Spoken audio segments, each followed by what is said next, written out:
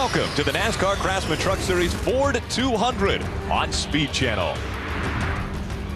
A beautiful day here in southern Florida. Temperature 83 degrees, just a little bit different than it was for practice and qualifying yesterday. A little bit warmer. Sun's bright, shining right now, so most of the guys think the track's going to be a little bit slicker because of the sunshine. Let's take a look at the U.S. Army starting grid. Up on the pole, his first one of the year, Bobby Hamilton claims the top spot, and teammate Chad Chaffin on his outside. Looking at row 2, you've got the first of the Ultra Motorsports Dodges, that's Andy Houston, and one of the title contenders, Travis Kvapil. Back in row 3, Brandon Witt qualified 6th. Tremendous run for him. Outside row 5, Ted Musgrave, the lead Ultra competitor, second in the points chase. Another title contender starts in the 6th row. Dennis Setzer will be on the inside of that row, and then Brendan Gaughan on the inside of row 7. That is where he qualified, but because of an engine change, he'll have to go to the back. And right there in the 27 Dodge, that's another Ultra Motorsports, is my old buddy P.J. Jones from road racing fame. Dorsey, outside row 9, another Ultra Dodge. Marty Houston, Andy's brother, gets his first start of the year, number 10. And if we go with teammates, Jack Sprague on the inside of row 11, the teammate of Travis Kvapil. Carl Edwards will start on the inside of row 12 in the number 99. And alongside him, 5-time market champion Frank Kimmel making a start. Our newly crowned Winston West champion Scott Lynch starts on the inside of row 13, and Tyler Walker makes his third start in the 5th Ultra truck. Kelly Sutton starting on the inside of row 14.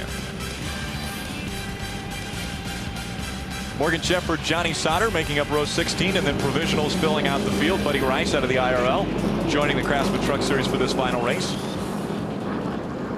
A totally new facility. All the old records, all the old scrapbooks and notebooks that these guys have out the window. The biggest thing about this racetrack, you see it, is the banking. The old racetrack had 6 degrees. That's down on the apron now. Now all the way up to the top, 20 degrees of banking, a lot more room than ever before, and these guys can race side by side. Dorsey, you and I ran both of the other configurations of Homestead Miami Speedway. We haven't been on this one yet personally, but it looks awesome. It's fast too. 169 mile per hour pole. That's fast. Take a look at the Craftsman race analysis. Again, 36 trucks will start. The pit window, they say 55 to 65 laps, and that's depending upon manufacturer. That's right. A lot of guys say the Fords can get a little bit better fuel mileage. 67 laps is halfway. A lot of people think the Fords can make it all the way to halfway. If they do, this race goes green, they'll have a big advantage. Now, we've talked about variables. A lot of people have compared this track to the old Atlanta track.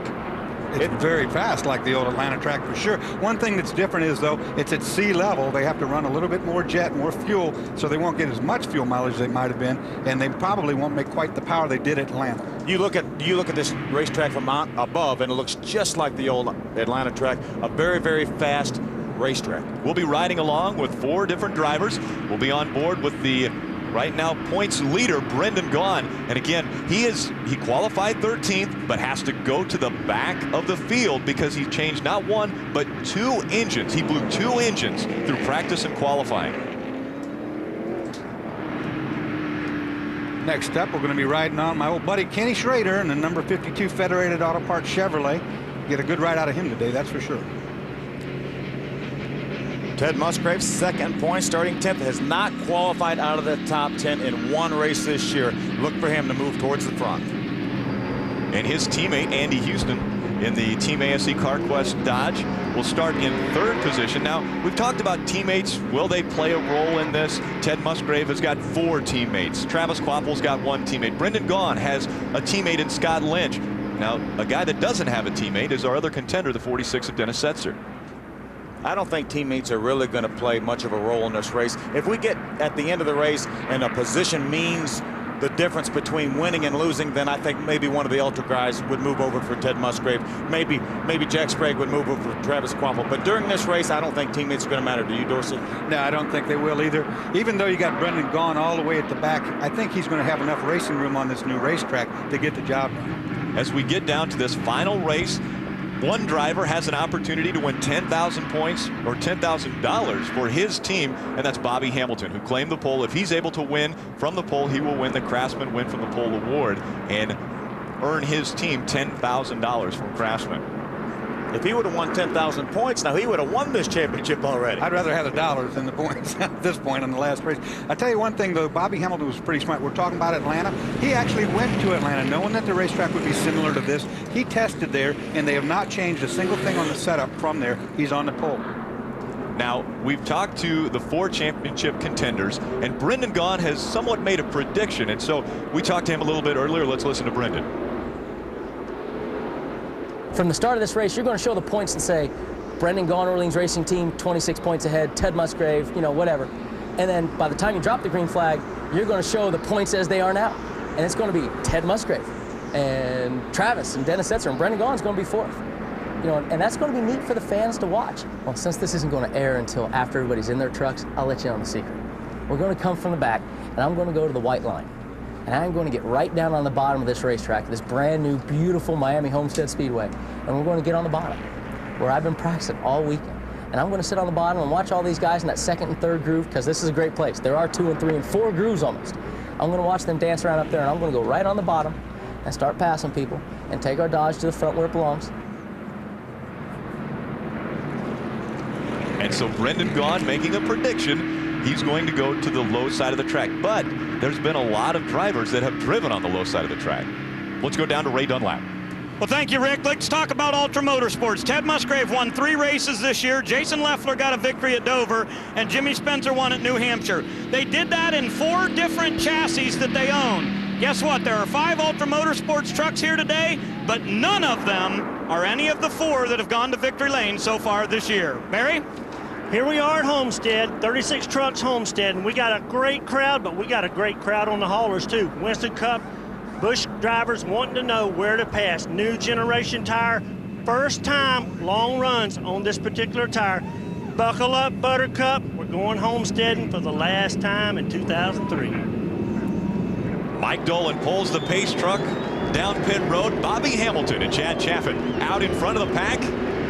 And the green flag comes out, and we're underway with the final race of the season.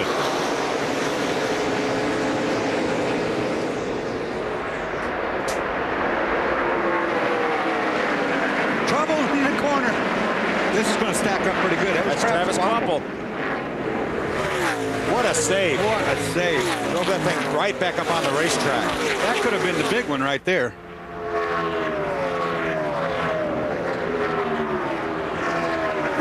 That'll get your heart going.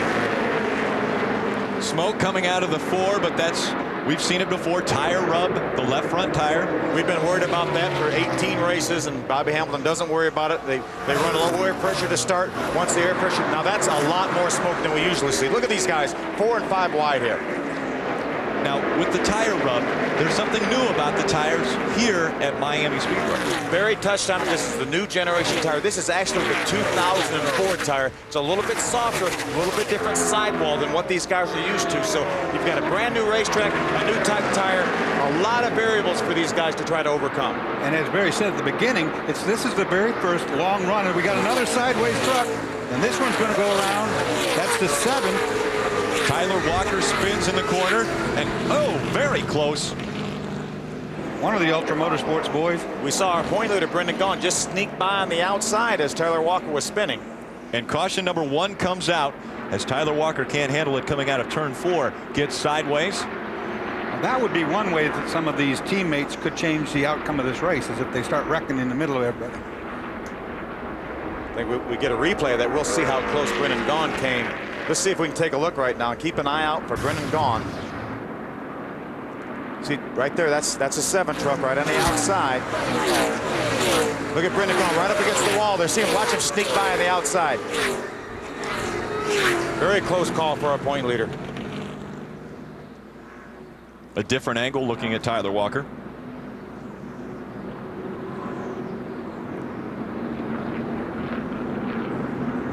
Did a great job, Dorsey, of keeping the thing out of the outside wall. Look at Brendan. This is what it looks like. You see him wiggling around up here. Clear. Come on down. Cautious out. Cautious out.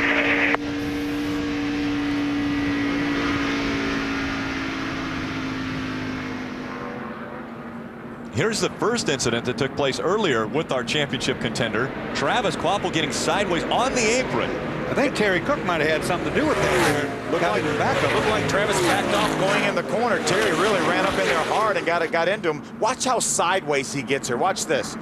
See the contact right there. Terry Cook makes contact. He is almost 90 degrees sideways and saves that thing, Dorsey. Well, I tell you what, his arms were thrashing in there, not to get it saved the first time, but to keep it from going back up the banking and into the wall. That was a whale of a maneuver. So far, Dennis Setzer was right behind Travis Kvapil when that spin took place. Brendan Gaughan was right behind Tyler Walker when that spin took place. We're involving almost all of our title contenders, and we've only got through 4 laps. And it's a long way to go. Brendan Gaughan, in his prediction, told you a little bit about our championship race countdown or drop down. And so you see the championship chase drop down. This is the way the points championship would end up right now if the race ended right now. And we're going to continue to do this throughout the entire show. Just as Brendan said, when we start this race, I'm going to be running 4th in the championship fight. But he said, don't look for me to stay there long. You can see he's already gained 6 positions. We only ran a couple of green flag laps, and he already got by 6 trucks. Of course, he also said he was going to be right down that white line. When we saw him in that wreck, he was all the way up against the wall. So I don't know what happened there. When that championship chase drops down on the left side, you will see where they're running currently on the track, and then you will see the point deficit they have to the championship. You see the Terry Cook in the 29 Power Stroke Diesel on pit road right now. Trying to repair a little bit of the damage from where he got into Travis Kvapil. So many unknowns, though. We talk about the tires, we talk about this racetrack and how long these tires are going to last and things like that. Most of the guys said these tires never slow down. Every lap is just like qualifying. Looking at the tires on the infield, we saw a lot of scuffing, which is usually a tight condition off the front tires. We saw a lot of that. Now, wear is a concern. Nobody knows yet how far these tires will go. Ray? Well, Rick, the Keselowskis from K Automotive got bad news this week. It is official that Power Stroke Diesel will not return to the 29 next year. Neither will Terry Cook. Terry stays with the sponsor. There's a couple of variables. They may either be going to Roush Racing or PPC Racing from the Busch Series. One of those two are the finalists to see where Terry Cook and Power Stroke goes next season. Green flag flies. We're back to racing as they start lap 6 of 134.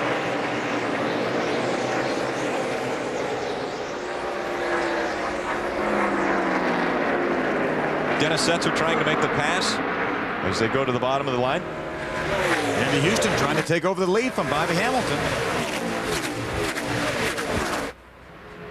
Side-by-side racing there. Ultra Motorsports, Andy Houston, Bobby Hamilton on the high side. See a good look at that smoke off the left front tire there. It's obviously not as bad as it was earlier, so it is getting better. Well, the pressures are coming up for sure, and that's going to give him some more ride height. But he runs right on the bottom. He keeps that nose pinned down, and that's the right thing to do. We've worried about that rubbing a hole in the tire, but it rubs on the top, on the tread side of the tire. It really doesn't hurt anything there. Just looks bad. How distracting is that for a driver that's right behind him? Well, you can, that and yourself, you smell that smoke, and you don't want to smell smoke when you're driving one of these trucks at 185 miles an hour on the straightaway. That's a fact. Bobby Hamilton, Andy Houston, Chad Chaffin, Bill Lester. We have the 3 Bobby Hamilton Racing trucks in the top 4 currently.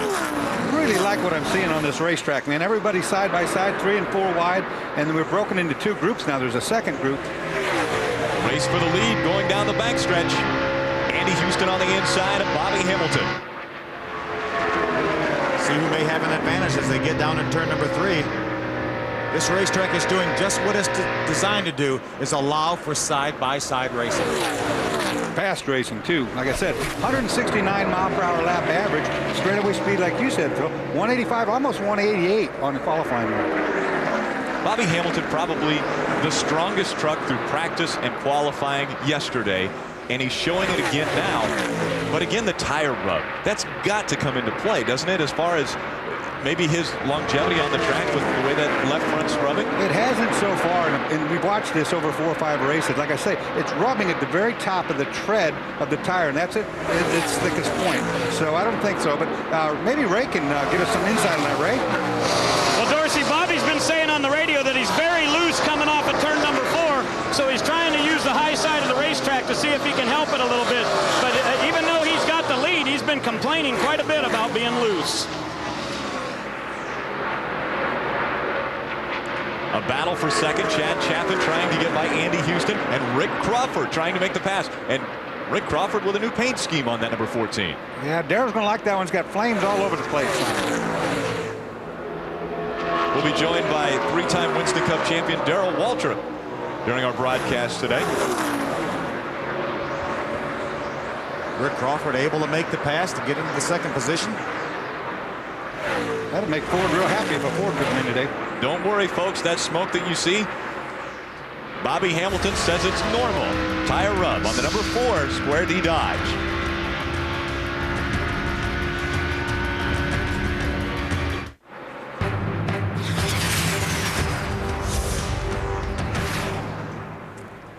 Welcome back to Homestead Miami Speedway. I'm Rick Allen, joined by Dorsey Schrader, Phil Parsons, and Darrell Waltrip. Hey, guys.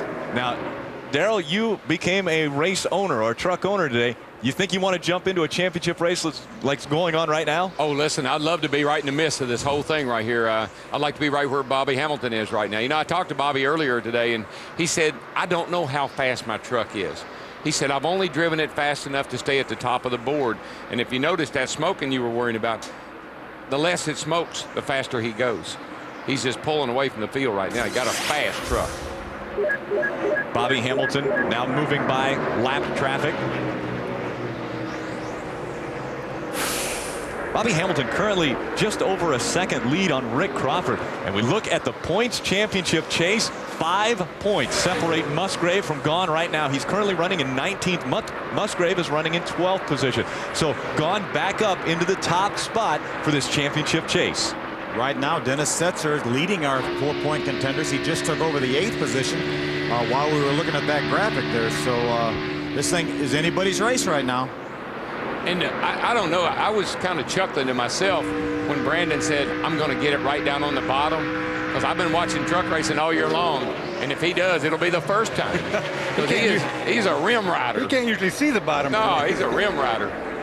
Before the race today, I even talked to him. I said, now, you're still going to go to the bottom. He goes, everybody thinks I'm going to the top. Everybody thinks I'm going to run the top. I think I'll go on the bottom. I'll be able to pass him. See, I think that's some of that championship psychology that you throw on these guys, though. He learned that from you, man. Oh, yeah. You psych them out.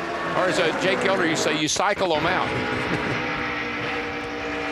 Looking back at your title leader right now, Brendan Gaughan. That's not the bottom. No. That's the other end of the bottom. I haven't seen him pass anybody on the bottom, personally. That's the other end of the bottom. That's the top. He wants Bobby Hamilton to keep waiting for him to come up under him, but I think he'll probably slide by on the outside if he goes back. You know, we talked about Brendan losing 2 engines yesterday, talking to Kevin Croyer, his engine builder. He said, hey, I was worried when we put the second engine in because it was an absolute twin to the first one. And sure enough, they went out, put it in, qualified, started looking at the motor right before happy hour and said the same thing happened. So they end up putting a third motor in, which did not have the same batch of parts that those first 2 did. So they really feel pretty confident that this motor's going to go all the way. And you know, the thing about it is, Phil, I mean, we're late in the year. I mean, obviously, the last race of the year. A lot of these parts have been used a time or 2. I mean, everybody keeps fresh stuff, don't get me wrong, but some of this stuff's been raced a time or 2, been rebuilt, and that can cause you some problems at the end of the year, too. You see the IWX Chevrolet number 11 of Jack Sprague. Earlier, he had a very close call. Let's take a look.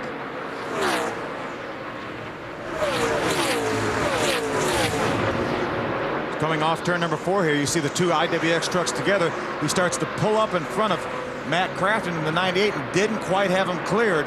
A very, very close situation right there. Just about opened his tailgate right there. Steve Coulter probably had a little bit of a heart problem, thinking 2 trucks right there and possibly in problems. Brandon Witt having troubles in number 38. That's a shame, too, because he was really running well this weekend.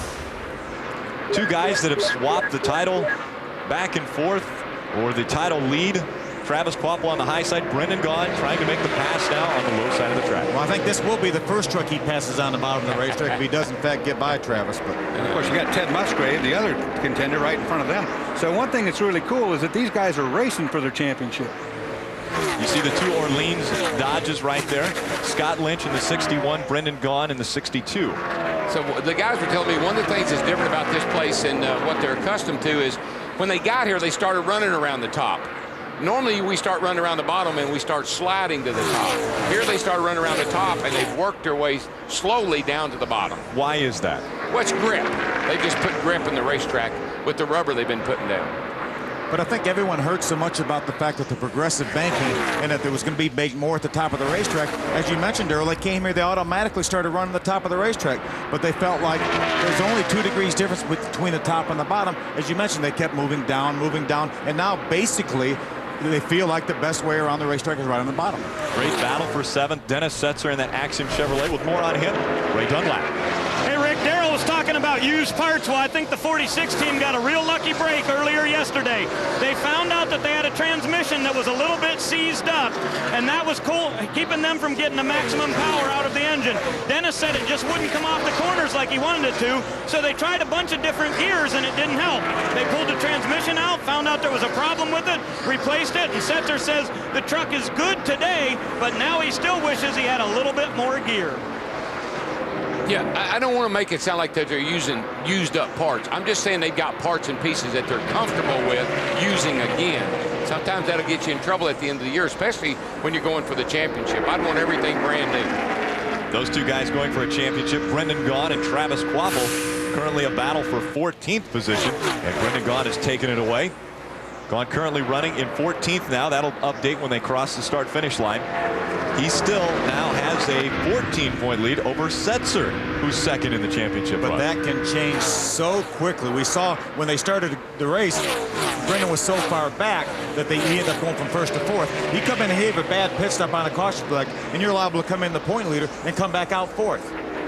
Take a look who's right in front of him now. Ted Musgrave, #1, will be the next truck to fall to Brendan if he can make this work right here. But you think back to Phoenix, you know, Brendan had an engine. Brendan was going to have a great finish at Phoenix. They had an engine problem there, and he lucked out. That stayed together, and he was able to finish 12.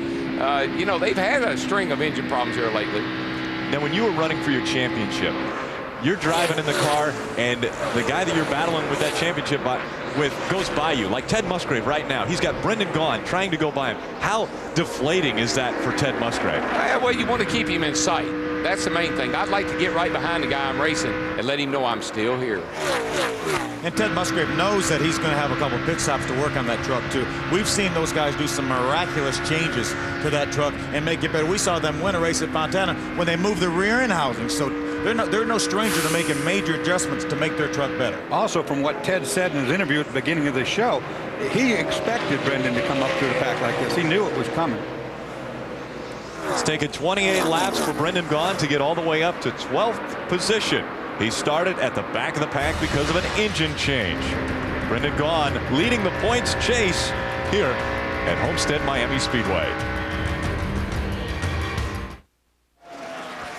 The NASCAR Craftsman Truck Series 4 on Speed Channel is brought to you by the next Ford F-150, the most dependable, longest-lasting trucks on the road.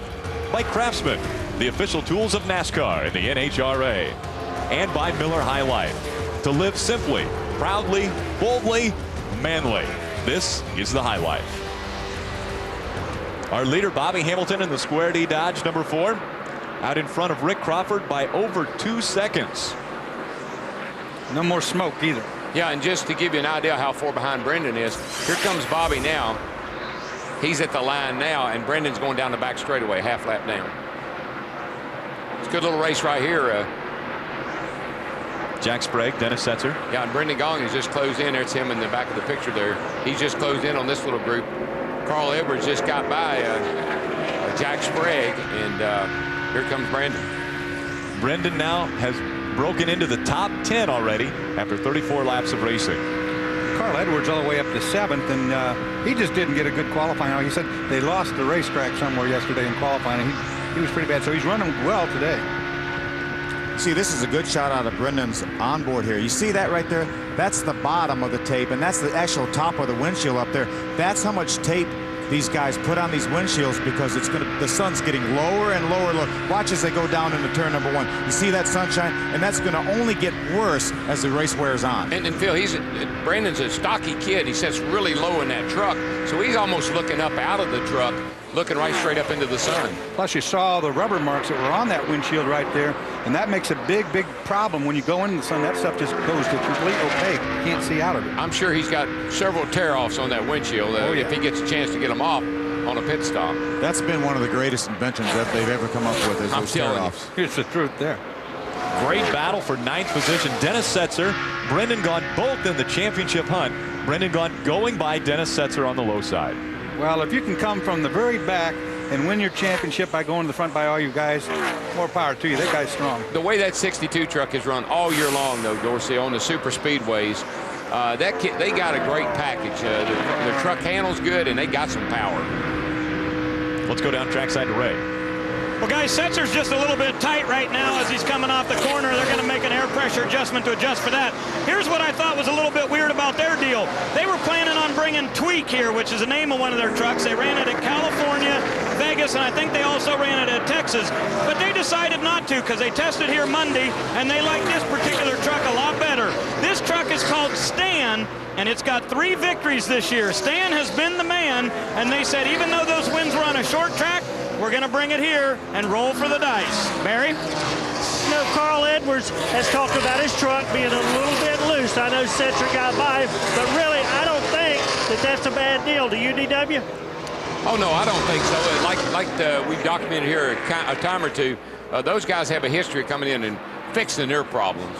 And, hey, Ray, one of my car owners always told me that truck doesn't have any idea where it's at. So you can run them anywhere. I guess you're right, but it just seems weird when he wins with it at Martinsville that he'd bring it to a track that's this fast now. Well, it's comfortable. He feels good in it. When you're running for a championship, you probably want to be comfortable. Yeah, you want to have a piece that you feel confident in, and it drives good, and you know you've won in it, and so it gives you a lot of confidence, added confidence. We talked to Brendan Gaughan's crew chief, Shane Wilson, in Michigan. He said, I felt like I brought the truck with a little bit too much downforce. And about that time we got done with the interview, he took the lead and won by 11 seconds. too much downforce. Kind of like what he's trying to do right now, as a matter of fact. Barry? Hey, DW, why wouldn't you run it? It's got to fit the same templates. They're running the same front springs you run at Martinsville. Yeah, Barry, this track is so smooth, and they got them sucked down with real soft springs. The back of that great big old right rear spring laid up in them. I would go with the piece that felt good. A lot of these guys were talking about having a bigger right rear spring than a right front spring, which is incredible. I don't even want to tell you the numbers that I heard, Phil. I mean, the softest right rear spring I heard was a 600-pound right rear. Now, maybe that doesn't mean a lot to the people at home, but they got a 450 and a 500 in the right front. So the stiffest spring in the truck is in the right rear, and it's all because of that great big blade that these things have to pull. It keeps from sinking the thing down in the earth. And what a 600-pound spring is, that means as you compress a spring 1 inch, it takes 600 pounds to compress that spring 1 inch. These guys will get, what, 2.5 inches of travel in the rear, 2 to 2.5. So these springs will actually be like 1,500 pounds of compression. Yeah, these things generate a lot more downforce than people think they do. I have people all the time say, don't they drive funny? They don't. They drive they drive great. Brendan Gaughan took 7th position away from Jack Sprague in that IWX number 11. Yeah, these things have about 1,600 pounds of downforce. That's almost as much as a car today. Well, it's probably very, very close with the spoiler package and the way the noses are pulled out on these things. We look at the championship chase where the championship contenders are running. Ted Musgrave currently 14th. He started 10th, so backing up a little bit in the Mopar Dodge. Travis Kvapil currently running in 16th position. 12th position is Travis Kvapil, excuse me. Started 4th.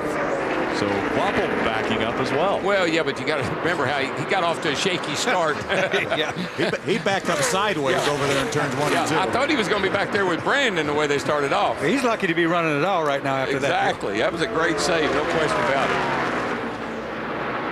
Dennis Setzer in the Axiom Chevrolet, number 46, currently in 10th. He started 11th, so moved up one spot. Got a big announcement today that Dennis is going to be back with Morgan Dollar Motorsports. Chevrolet will actually be the sponsor on that truck, so they're looking for big things. Look to be in this championship again next year. Brendan Gaughan in the Orleans Dodge. Again, he qualified 13th. He's currently running in 7th. But the story is he changed an engine, went to the back of the field, and is now running 7th. But do you know how much confidence that gives him, knowing he started in the back? He's raced his way up to 7th. He's smelling championship. Brendan Gaughan running for that elusive championship he's been looking for in the NASCAR Craftsman Truck Series. Bobby Hamilton leads this one.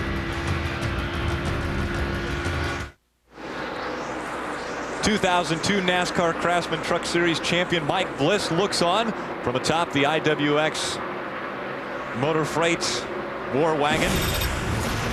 Coming up at 7 p.m. on Speed, it's NASCAR Trackside with Mike Joy, Larry McReynolds, Jeff Hammond, and Michael Waltrip. The guys will be talking about this weekend's NASCAR triple header from right here in Homestead.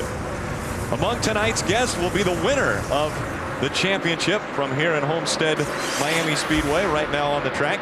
Also Anthony Edwards, that was Goose from Top Gun, and all the guys in the hunt for the Busch Series title. Trackside live from here at Homestead Miami Speedway, only on Speed. You know, one thing, Rick, that I'm happy about is we run 50 laps now, and that's a lot of laps on these tires. We've seen no indication of a problem. I know there's a bunch of Cup drivers and Busch drivers down there that probably a big sigh of relief. Bobby Hamilton's waving right there. Yeah, he is. Something has to be wrong here. This could not be a scheduled pit stop. Could have this early? 50 laps, that's very, very early to come in. Bobby Hamilton coming in. Let's go down to Ray Dunlap. Well, it is scheduled, Rick. They've been talking on the radio for 3 laps now to be ready for him because he's on his way. I just heard a couple other guys say on the radio they can go 6 more laps, so I'm not sure what's going on. I'm on my way to his pits. Right now, here we'll see. Bobby has said nothing more about the racetrack or the car, or the truck, excuse me. And we're almost there. We're there. That's a long way down pit road, but Bobby is on his way down here. Square D Dodge. As I told you, he was complaining about loose earlier, so I'm just wondering if it's gotten so bad that he decided that the chassis adjustment was more important now than giving up the track position. These guys go to work here on the Square D Dodge. They'll do right side tires, no problem over there. Everything looks pretty smooth. Got help from all different teams here from Bobby Hamilton Racing. Left side, just a little bit of a hang up on the left rear. Fronts are done, ready to go. They make a wedge adjustment in the left side, and he's on his way. Put about a round of wedge in that thing, Darrell. Yeah, he's a little bit loose, but, you know, that ought to actually save fuel. But I think Dorsey may have hit on something there a little bit earlier in the show when he talked about sea level and the jets and stuff that they're having to run here for the engines. You know, not going to get quite as good a fuel mileage as they normally do. Plus, the way Bobby Hamilton's truck is running, you know, he's going to burn up a little more fuel because he's been carrying the mail. There's our new leader right there, Rick Crawford. He actually had caught Bobby Hamilton prior to Bobby coming in the pits. He was almost 2.5 seconds behind at one time, and he was able to run him back down within a half a second. And if you remember, Rick Crawford won to start off this season in Florida. This might be his state. Oh, yeah, well, it's a fast racetrack, got that Yates power. You know, he can have a good day. I see Bobby Hamilton. He's back smoking those tires again. David Starr right behind Rick Crawford. A great run for David Starr in that Spears Manufacturing number 75. Isn't this Ford supposed to win the Ford sponsored race? Isn't that how it's supposed to be written? I don't know, but I like those flames on the side of that thing. I knew you would like those flames. I like it. Darrell, let me tell you about those flames. Carlos D. Fernandez of Miami. He was named the winner of the 2003 Hispanic Heritage Art Contest, and he had the opportunity to design that paint job that's on Rick Crawford's truck. Let's go down to Barry Dodson. Ted Musgrave pulling in the Mopar pits here. We'll see what they're doing. They're going to the right side. The truck is tight. That incorporates fuel mileage that you cannot calculate. 2 rounds of wedge out of the left rear. It'll be 4 tires. Left sides are going on now. Looks like a pretty good stop. Truck's full and gone. Great stop. Ended up taking a little tape off the grill too, so he must be running a little bit warm out there. Here comes the 46 of Dennis Setzer. Let's go to Ray. Well, guys, Chase, keep in mind the 2-truck of Andy Houston is just pitted, and he's in the stall right in front of Dennis Setzer. They said be prepared for him to leave, but that won't happen because they aren't done with their stuff. So here comes the Axiom and Computer Associates Chevrolet. The last time for this sponsorship, the last time you'll see it, red and blue. They're going to go with a wedge adjustment there because he was tight all the way through the center. 1.5 rounds for Setzer on the right side for wedge. These guys go to left side. Earlier today, they had talked about having a Busch Grand National crew pit these guys, but these are the guys that got him in this championship chase. 19.2 for Setzer as they give 4 tires. Dennis Setzer making his way back out onto the track. And here comes your points leader, Brendan Gaughan, in the Orleans Dodge. Comes in. He was trying to lead a lap, but he just finally had to come in. He can't afford to run out of fuel. So 3, Barry Dodson. 1. Tell you what, I got bad news for everybody, boys. He's really, really happy with this truck. Shane says I'm going to free it up just a little bit, quarter turn down on the track bar because the track is going to get tighter. Now on the left side, great pit stop going on. Left's going on now. Should be full of fuel. Excellent pit stop, down and away. And Travis Quaffel's in down here. He's getting 4 tires. They were on the right side. Little problem on the, big problem on the right front. Jackman around. It's going to really slow that pit stop down. It looked like the guy had to pick up another look off the ground. He did, Phil, and the NASCAR inspector was right there over his shoulder, so he had to get it back on. David Starr in the Spears Manufacturing, number 75, out in front of the pack after 59 laps. He claims 5 bonus points, which all of these title contenders would love to be able to grab. Yeah, I know that. I'm pretty sure Brandon was trying to stay out there as long as he could to possibly pick up that 5 points, but like I said, he cannot afford to run out of fuel. These trucks are so, because of the big cab, you can see, looks like David starts slowing now to come in the pits. As you see, there's 11 and 46, good battle right there. But these trucks have such a big cab, they're not as smooth and slick in the air as the cars. If you run out of fuel coming off turn 4 and don't quite make pit road, you might not make it all the way back around. Yeah, they don't glide too well. Plus, you also run the risk of melting a piston down because of the sea level thing we talked about before. You can't be off the throttle or be partial throttle around here very much without running the risk of really sending that piston temperatures really high.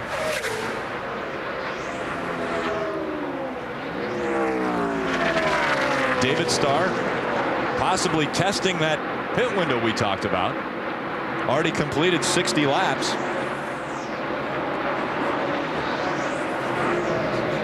When you're running for a championship, things have got to go very, very clean. Travis Quapple had that problem in the pits. Yeah, you can see the right front guy up there, and see the lug nut fall on the ground ground there. He picks it up. He picked it up. he definitely picked it up. He picked it up. I don't know what he did with it, but he did pick it up. Now, when those guys pulled the wheels off, a lug nut could have been stuck in the gun and dropped out from one of the tires that he pulled off, right? Or wrong? That's what I'd be telling that NASCAR guy. Exactly what I say. I like that theory. That's right. Let's go down trackside to Ray. Thank you, Rich. David Starr was in. They got 4 tires on his Spears Chevrolet. Now, Chris Beeson is normally the rear tire changer, but he's home. His wife was having a problem this weekend. He was not able to be here, and they had a little bit of a hang-up as they brought in a guy to do the rear tires in place of Chris Beeson. He fell down on the way around, so Starr had about a 3-second longer pit stop than they had hoped for. Ray, I know that several of the truck teams here are using some different crew members this weekend, trying to improve their pit stops, knowing that this thing had a green flag kind of look to it from the get-go. Let's go down to Barry Dodson. John Wood's in, taking advantage of fuel mileage. Right side's going on now. He had been tight. Carl Edwards had been loose. Dropped the jack. Pretty good stop on the right side. Going around the left side now. Left side's going up. Tires going on. Got to get it full. You know these guys are looking for a mileage race if they get some cautions down and away. John Wood coming out 18 seconds. His teammate, Carl Edwards, leading a lap. Again, the Roush trucks with the best fuel mileage. We've seen that all year. And, you know, it's paid dividends before. Dorsey stays on the racetrack there. You see Bobby Hamilton right behind Carl Edwards. He has run 64 laps. Can he go 1 or 2 more laps, he would probably get in his window and be able to run this entire race on 1 pit stop. 134 laps. If he could make it 67 laps, he'd be exactly halfway. Remember, we ran 3 pace laps, so he actually has run 67 laps if you count the 3 pace laps. So there's Bobby Hamilton. Obviously, he's got fresher tires than Carl Edwards, but I'd say if Carl can run about 1 more lap, he's in that window. Yeah, he is, and he's not going to race Bobby right now because he's trying to make it all the way to his fuel window, and so he lets Bobby go. That puts Bobby back on the lead lap. Right now, only 3 trucks on the lead lap by virtue of Carl Edwards staying out so long. Bobby Hamilton trying to catch up to our leader, Carl Edwards. Staying out. We'll be back for more of the Ford 200. Tomorrow morning at 10 a.m. be sure to tune into Speed to see the Winston Cup drivers take to Homestead Miami Speedway for their final practice before Sunday's season finale. It's Winston Cup Happy Hour from here at Homestead Miami Speedway tomorrow morning at 10 a.m. Eastern, live right here on Speed.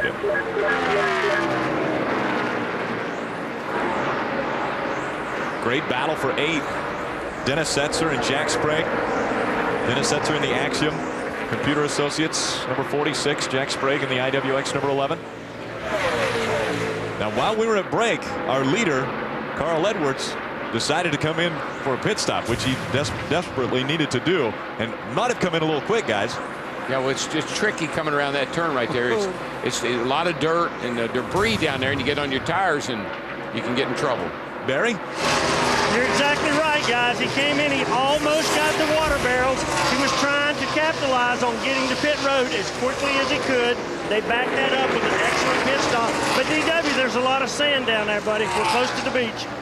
Yeah, there is, Barry. And, of course, this new asphalt is going to shed a little bit, too. So the inside of the racetrack down there on that apron is going to be pretty dirty. It's a battle for 11th right there. Carl Edwards, Ted Musgrave. We now have 13 trucks on the lead lap. Take a look at the championship chase. Brendan Gaughan, first in points. Ted Musgrave, currently in 12th position. Great battle for second in the points race between Musgrave and Kvapil right now. 54 and 55 points, and 56 with Setzer. 2 points for 3 positions right there. Unbelievable. Been that way all year, though. I mean, these guys really putting it on the line.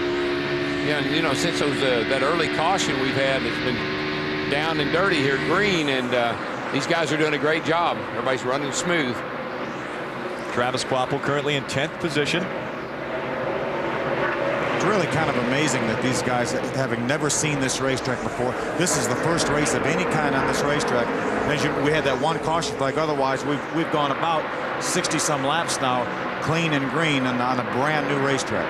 And you can't say it's because they're not being aggressive. We've seen that at the start. These guys are racing hard. Currently in 4th in the points chase, the championship chase. Dennis Setzer is in 9th position on the racetrack, started 11th. There's Travis Kvapil right behind him. You know, we saw that graphic that right now he has a 50-some point lead if the race ended right now. But hey, that could change so quick there. All he would have to have is, again, a bad pit stop, a flat tire. Anything could happen and cause that lead to go away big time. And Brendan Gaughan knows that anything can happen because the last 2 races, something has happened. Absolutely right. That, you know, you look at what happened where he has a spark plug come off or whatever the real story was on that, we don't know. But with 10 laps to go, you know, he had a pretty sure thing going and the motor fall off. And he comes here, he should have been in the rocking chair, and he's not. You know what I liked about it? I was listening to that race you guys were doing, and Brendan was talking to his crew, and he wasn't panicking. He said, tell me what to do. I've got a problem. Can anybody help me here? Tell me what to do. He didn't go off berserk, you know, and start screaming that we got an engine problem. Very methodically, he and his spotter and the crew chief all talked through the situation. A lot of strategy going on. Ray? Hey, Rick, I just wanted to talk to all your drivers you got up there in the booth, because here's what the crew chiefs would be saying to them if they were out there racing. Guys, we're going to go with a gas and go at the end. These tires are great. There's no tire wear. We're going to need tires later on. We're going to gas you and go at the end. So that set of tires you got there on that last pit stop, that might be all you have till the end of the day. What do you think of that? I think that very well may be what happens, Ray. And then one guy that's not going to have to worry about a guess and go, I don't think, is Carl Edwards. I think he pitted on lap 66. He's got 68 green flag laps to go. He ran 3 pace laps. I think he can do it. I think he can too, and if I was him, I'd be thinking that way and saving a little fuel right now, because the race could fall right into his lap. That's what the crew chief should be hammering on right now, is get in behind somebody and ride. Get off that throttle. Don't use the fuel up. Guys that are in the throttle right now, battling for third. Andy Houston out in front of David Starr. And I think strategy is different. Everybody's on a different agenda. You got some guys that changed a shot at winning the championship. Got some guys that just want to win a race. So I think it depends on what your situation is as to what you're going to do when you come down to that last stop. 46 and 16 battling it out here. Dennis Setzer out in front of Travis Kvapil. Battle for 9th position. Dennis Setzer. They just took over that position from Chad Cheffin. Both of those guys got by Chad. And what I'm talking about, Rick, is you can't, if you're Brendan, you can't let what somebody else does dictate what you need to do to win the championship. So if a race gets away, a win gets away today, but you win the championship, that's the big picture. That's what you want to think. And Brendan brings a little bit of a different mentality to this sport, because he's played at Georgetown in basketball. He's played football. He came in and he said, you know what, I'm going to win. I'm not worried about how many points or how many places I have to be. I'm going to win this race. Yeah, but that's a great strategy until now. Now I want to win the championship. You can't win this battle and lose the war. Championship chase, Brendan Gaughan, 51 points in front of second place Travis Kvapil right now. And Kvapil has moved ahead of Musgrave, who had moved ahead of him after Phoenix. A good battle shaping up for the lead right now. Bobby Hamilton in the 4 has finally caught Crawford's Ford there. And looks like he's going to start working him over. Yeah, Bobby. I'm sorry, Phil, go ahead. As Dorsey mentioned, or Rick mentioned earlier, Bobby Hamilton has been good since they unloaded. He has been so wicked fast. I talked to him just like Darrell did this morning. He said, I don't know how fast my truck will run. He said, as Darrell mentioned, I've only run fast enough to stay faster than everybody else, and it looks like today he's got a little bit of that. Well, he does, and if he doesn't have any mechanical problems or anything, he's got this thing dialed in for this racetrack. After you know, I was 81, really... Oh, sorry, we got to run away for just a second, DW. We'll come back to more exciting racing. Rick Crawford out in front of Bobby Hamilton and David Starr for the Ford 200. Danny Briggs Jr. of Mechanicsville, Virginia, was the winner of the Craftsman National Promotion Fly Around the Track, in which he won a flight in the famed Goodyear blimp cruising around the Miami Homestead area. Although he's afraid to fly, he went up and enjoyed the ride. I want to thank the good folks at Craftsman. Other prizes that he was able to claim: a lap in the Pace truck today, 4 tickets to all 3 races this weekend, and a seat at Saturday's truck banquets. Pretty good view from up there. Thank you to Craftsman. And we're back to our leader, Rick Crawford. Rick Crawford just really, I don't know, he got away from Bobby. Bobby was all over the back of him there, and all of a sudden Rick just pulled out a big lead on him. Rick's truck is really handling down the straightaway though, Dorsey. Yeah, that's what we want, to handle down the straightaway. It makes your life a lot better. That's the way I like from the handle. Robert Yates horsepower is getting down that straightaway good. Ray, what's happening? Hey, Rick, if you were leading the race and you were in Florida, wouldn't you want to have a gator in your pits? Well, Rick Crawford does. Gene Gator Norris is the crew chief down here, or not the crew chief, excuse me, he's the jack man down here for Rick Crawford. But this week, he's got something else on his mind, because he is heading to Key West to get married to longtime girlfriend Susie. Now, they were supposed to get married out in Vegas, but Susie said, I want to do it by the beach. And there's a lot of sand in Vegas, but no real beach. So they decided Florida was the best spot. So good luck to Susie and Gator. Here are our teammates, Travis Kvapil and Jack Sprague in the 11. Travis Kvapil out in front in the 16. I think Sprague let him go right there. Oh, I think so. Jack hasn't run as well. He was complaining about the handling of the truck earlier. That was really strange because of the way they qualified. Travis qualified very, very well. And you would think they had the same setup on the 2 trucks, but maybe not. Jack way at the back. In fact, almost didn't make it in the show. They've made a lot of changes to that 11 truck, trying something different. They tried it Monday. They had an open test day for all the Truck Series competitors. They had that truck. I talked to Jack yesterday. He said this truck will not turn. He said it's a tightest truck no matter what is anything I've ever driven. So they changed the truck back for happy hour, just like the 16 truck of Travis Kwaplen. He was considerably better in happy hour, and that's why we can see him racing now in the top 10. Got a smoker over in turn 3 there. Looks like Schrader. Oh. Ken Schrader in the Federated Auto Parts number 52. And that's coming out of the tailpipe, so you know what that's going to mean. Yellow flag, boys.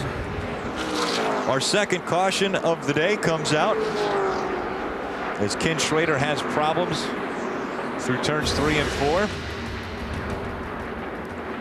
This will get everyone in their pit window. I think we'll see everybody pit on this caution flag, and that will get them all in the pit window. We've only got 44 laps to go, so this will do it. This is going to negate any advantage Carl Edwards may have had on fuel. And when the caution flag comes out, again, the top 3 series in NASCAR, all positions must freeze right where they're at on the track. They'll all get in line. They'll line up behind the pace truck, and then at that time they'll open up pit road, and I would imagine we'll see quite a few trucks heading in for their final pit stop. It's going to be extremely important for these guys to get a good pit stop right now. I think here's where you say, do I take 2 or do I take 4? Do I take track position? That'd be critical right now. These guys have about 30 laps on their tires. Most of these guys pitted around lap 60. We've gone now 91 laps, so it looks like, as Ray mentioned, I think, in Barry, the tire wear looks really good, so there could be some 2-tire stuff. When this caution came out, Carl Edwards running 11th. Should he stay out? Track position, he could move all the way up to the front, and like you said, he's running a good truck. Well, you know, maybe there was a gamble, and this will certainly help him with the caution laps. He gets up in the front, he got track position, maybe so. We'll see what they decide. And if timing and scoring is right, Scott Lynch, Brendan Gaughan's teammate, will be the recipient of the free go round, and he'll be back on the lead lap. See all the leaders peel off there to head towards pit road. We'll see if Carl Edwards decides to also. He'll be the next one to make the move if he does. Yeah, he will. He's down. See over to the right of your screen there's all the leaders coming down pit road. There's too many unknowns, tire-wise and everything else, to maybe gamble on that today. Let's go down to pit road and Barry Dodson. Orleans Dodge pulling in a pit, Rick. Going around here, we'll probably see 4 tires. Everybody can make it now on fuel.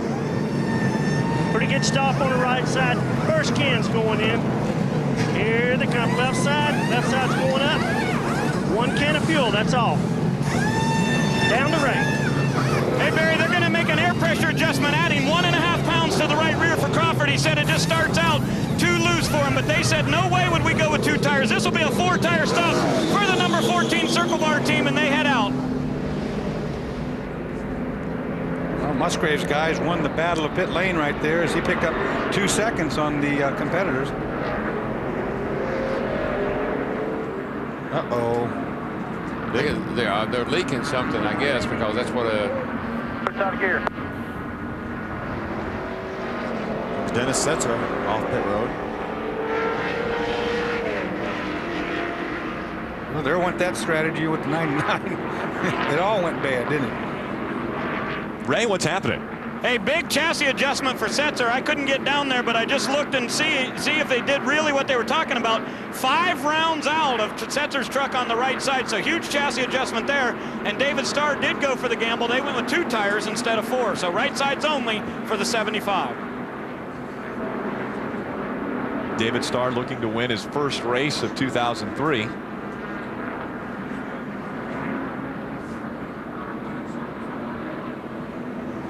Working on the caution lights as well.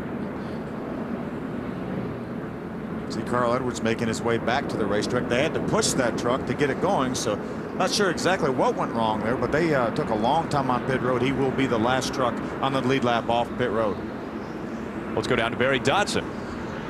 Well, we don't know yet what happened to the 99. I'm on the way down there, but I do know that Ted Musgrave is back in for more adjustments. And guess what, Bill? It looks like they may be moving the eccentric again. That sure worked for him at California there, didn't it, Barry? Yeah, you see with the tape measure right there, the guy with a tape measure, they're measuring, they have to have some reference point. is an eccentric, which means an oblong bolt at the very front of the trailing arm. They're going to move that rear end housing and try to make that truck better. You know, I couldn't believe it when they did last time. I said that was a desperate move, and then he proved me wrong because it just picked up a ton. And now they're doing that same thing again. Barry? I know what happened now. Just got confirmation from Jack Roush. It bottomed out and broke off the flywheel. That's how low these trucks are getting down on the racetrack. Back to you guys. Okay, and what we're talking about, when it bottomed out, the flywheel ring gear hit the ground and it knocked the ring gear off. So now the starter motor can't engage the engine to start it, so they're going to have to pop start it every time he goes in the pits, and that's what we're seeing. But hopefully this is going to be his last pit stop. He's obviously going to have enough fuel, and the tires should be good for this for the end of the race. So he should be done with this pit stop. So that's the good news. We've got a tight battle for the championship. We've also got some tight coming off of pit road. If you take a look at Andy Houston, number 2. See him pulling out right there. That's Andy, the white and red and blue truck. Look at his teammate there. Oh, he got squeezed. Oh. Ran right into the 46 of Dennis Setzer. Ray? Travis Kvapil just came back down pit road. The problem is they lost a lug nut again on that one, but this time he left and went back out. The official said, no, I saw it. There was no lug nut there, so they had to come back down. So that'll be very costly in track position for the 16. He did get that lug nut back on, but he did have to come back down pit road a second time. He tried to pick it up there. You saw that pit stop. That's the kind of things that you don't need to have happen when you're racing for a championship, that's for sure. It's amazing how many problems these guys have had on this last pit stop. Certainly Travis, from the very first lap on, has had nothing but grief all day and still running one. And this pit stop right here, this round of pit stops, probably the most important pit stops of the entire season for these guys. You certainly don't want to get it wrong like we're seeing a lot right now, and that's tension. That's the pressure these guys are under. David Starr out in front of the pack. We'll be back for more green flag racing from Homestead Miami Speedway.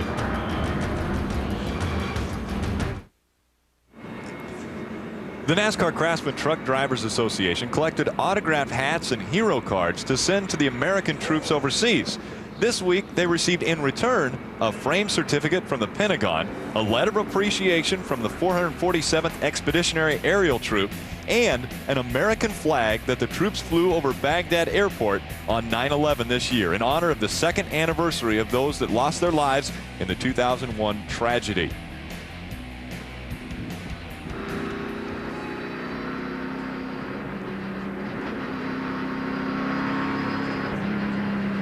Andy Houston right there, the Team ASA CarQuest Dodge. Andy's currently being shown in the 6th position. Andy will be back in that truck all year next year. Good for him. David Starr leads the field. They're trying to get the track dried from problems earlier. We'll be back to green flag racing after this. Welcome back to the Ford 200 live on Speed, Homestead Miami Speedway. The final edition of the NASCAR Craftsman Truck Series. 25 races. This is the 25th. And it's all come down to this one. 4 drivers come into this race battling. Just 39 points separating them. You know what I see? Brandon's in 5th right there. But look who he's surrounded by. People that are not trying to win a championship. See right now, that windshield, how dirty all that stuff is. When you go down here into the turn and that sun hits right in front, it's really hard to see out of these trucks. You know, it looks like he did not do a tear off there, and I don't know why he didn't do it. This is probably going to be his last pit stop, and he probably has the dirtiest windshield out there. I believe I'd have done the tear off thing there. I'd want to be able to see clearly now, wouldn't you? Yes, I would, because things don't get real close here. Yeah, you can feel the heart rate pick up just a tad right here. Pace truck makes its way down pit road. David Starr sets the pace in the Spears Manufacturing 75 as they come back to the green flag.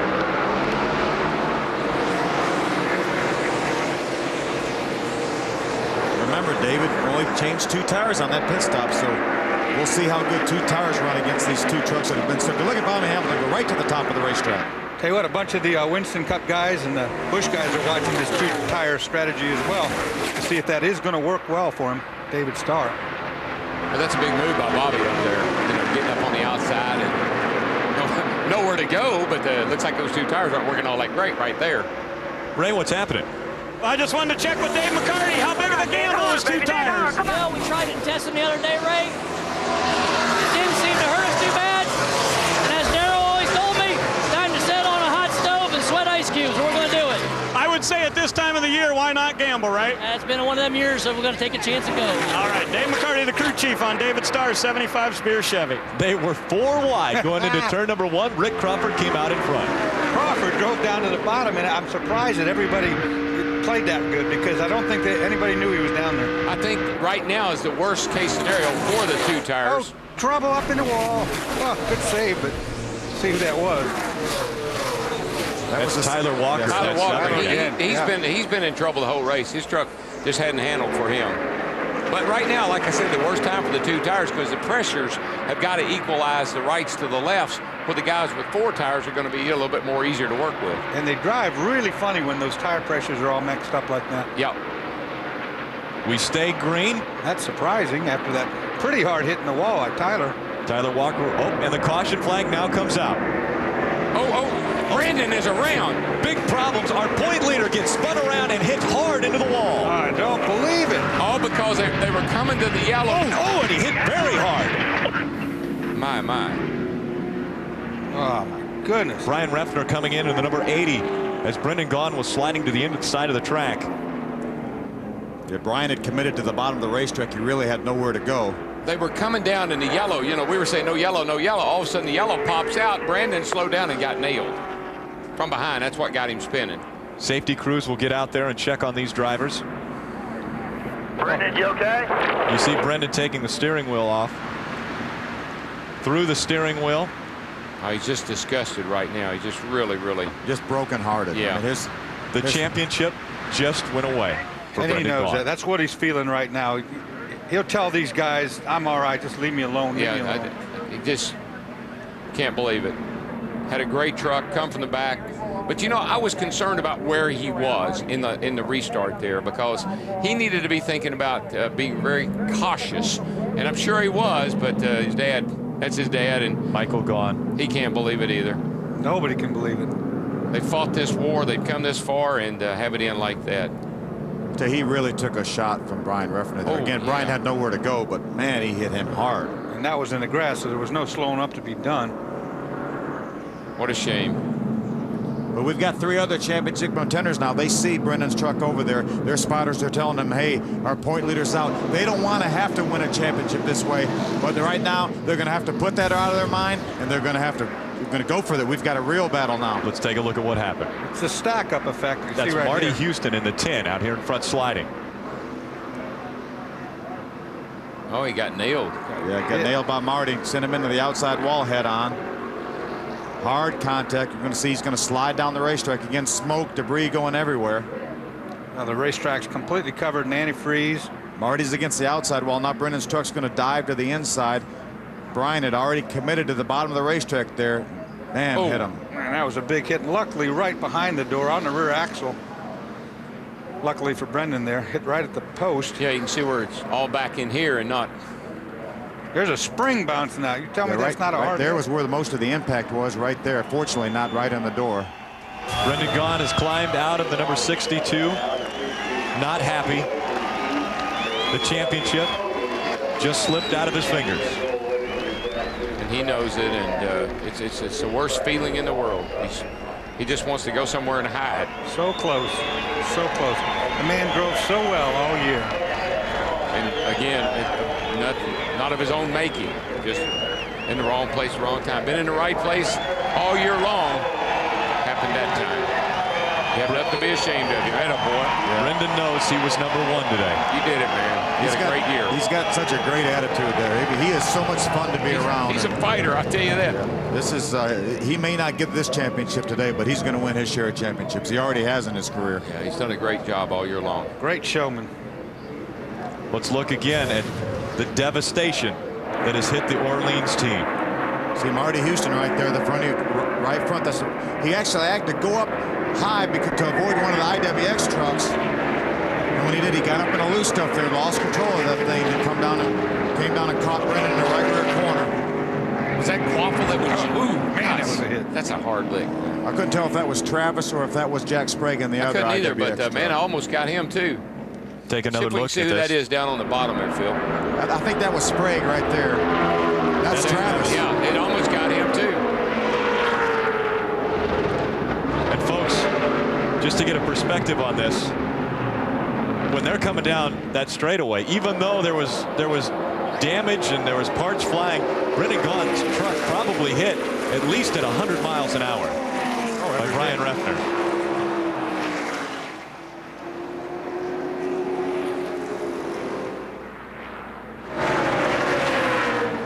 Look how close. I mean, Quaffle was right there. And of course, not an intentional situation. Nothing you can do. Just one of those racing things like we talk about. But there's a championship shot right there. And nobody wanted to see it end this way. No one. Not Ted Musgrave, not Travis Quaffle, not Dennis Setzer. They want to win a championship by beating the other drivers. I think that was Brendan's teammate right there. I think the other car, this other truck, 61 truck, got in the wall as well.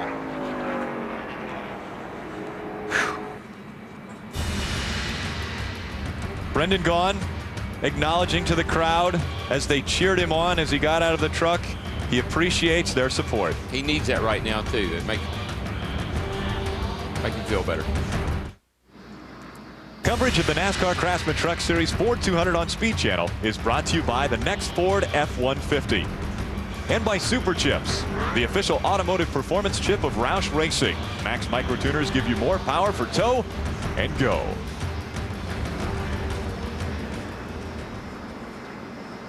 Brendan Gaughan's number 62 being taken off of the track. We have a shot on board with Brendan Gaughan as he went through that ugly ride. Okay, caution's coming out.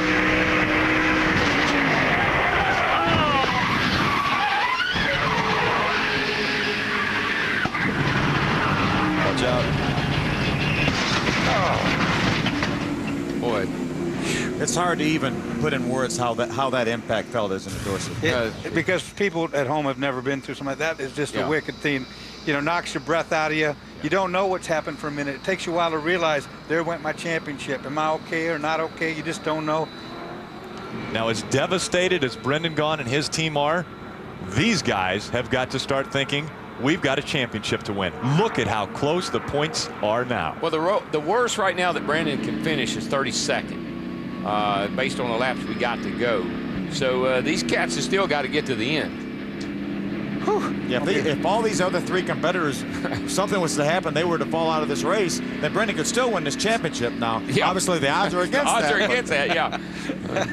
Not very likely, but then we didn't expect this to happen either. You got to know the crew chiefs of these guys are all yakking like crazy right now, saying, "Oh man, only this many laps left. You guys can do it. You got to buckle it up right now." And Well, they were all racing Brendan to start, before now. Now they're racing each other. and it's going to be a race. And they're all right there pretty close together. Quaffle's 9th, Sesser's 8th, and Ted Musgrave's 12th. So they're in a little wad right there. Little mini wad. Mini wad. don't say a wad quite yet. That might not Not a wad yet. Might turn into one, might but be one. little mini wad right now. There's Musgrave. He's the last truck right now on the lead lap in 12th. But remember, the reason he's that far back is he made so many pit stops on that previous caution flag. Dennis Setzer running for a title in 1999, finished up 3rd because of an accident that was not of his doing. Someone else took him out of the race. Just like we just saw with Brendan Gaughan. Yep. And you absolutely hate for Brendan that happened, and these guys hate it for him too, and they're going to say that because Brendan was a class of the he was a class field again. Dennis Setzer being shown in 8th position. Travis Quaffle being shown in 9th. And again, the reason that we are under caution is because of this problem coming out of turn 4.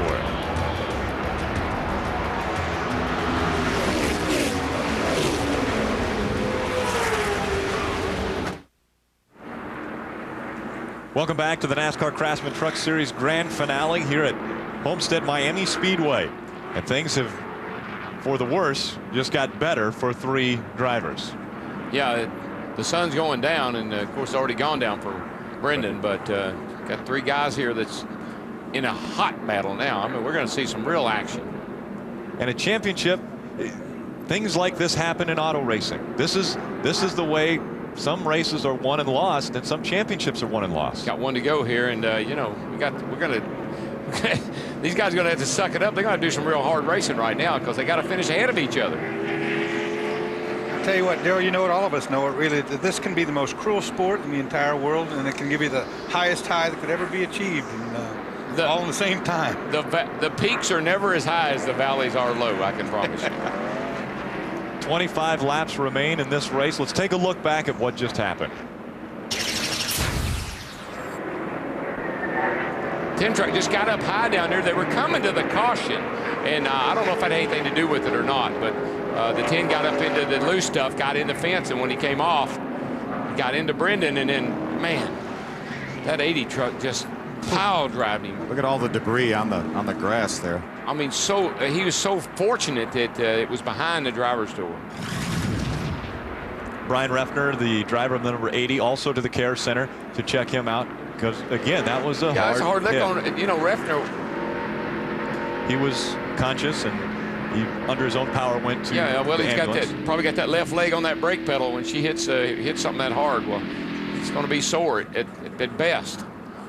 Rick Crawford now setting the pace as he sits out in front of our smaller field. 28 trucks on the track. Take a deep breath. You call it.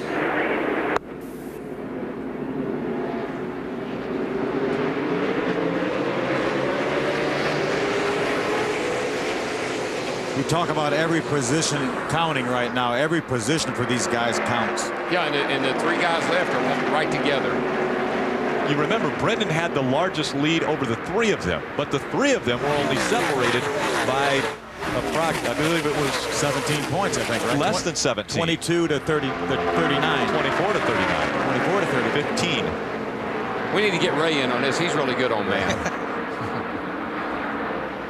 Meantime, Bobby Hamilton trying to work the high side around David Starr. He wants to win this race. Yeah, David Starr with those 2 tires, you know, these cautions have probably helped him a lot. Hey, Daryl. Yeah, Ray. I'll give you some math. How about number 2? That's the guy that thinks he's got the best shot of winning this right now. Those guys have been on the radio saying you're pretty sporty. They believe Andy Houston's every bit as good as that 4, and they think those are the 2 trucks that are going to move their way to the front here in the next couple laps. Well, he just closed up on his back bumper, I can tell you that. Bobby Hamilton is flying through the turns, but he seems to struggle a little bit down the straightaway. I don't think anybody told Rick Crawford in the 14 about that point, because he's checking out. Debris causing our 4th caution to come out on lap 112. Well, I tell you one thing you don't want to have right now is a whole bunch of cautions, getting the field doubled up and getting somebody alongside of you, and oh my goodness. Guys, let's go down trackside. Barry Dodson is with Brendan Gaughan. Not only a great race car driver, but a good friend. Brendan, this morning I said I didn't think that the other team trucks would be a factor. I'm glad you're okay if you are, and other than that, I do not know what to say. Neither do I, Barry. Pretty calm most of the time. We had a Dodge that could win the championship, and Jimmy Smith can kiss my ass. There you have it. I really feel bad for you. That's right.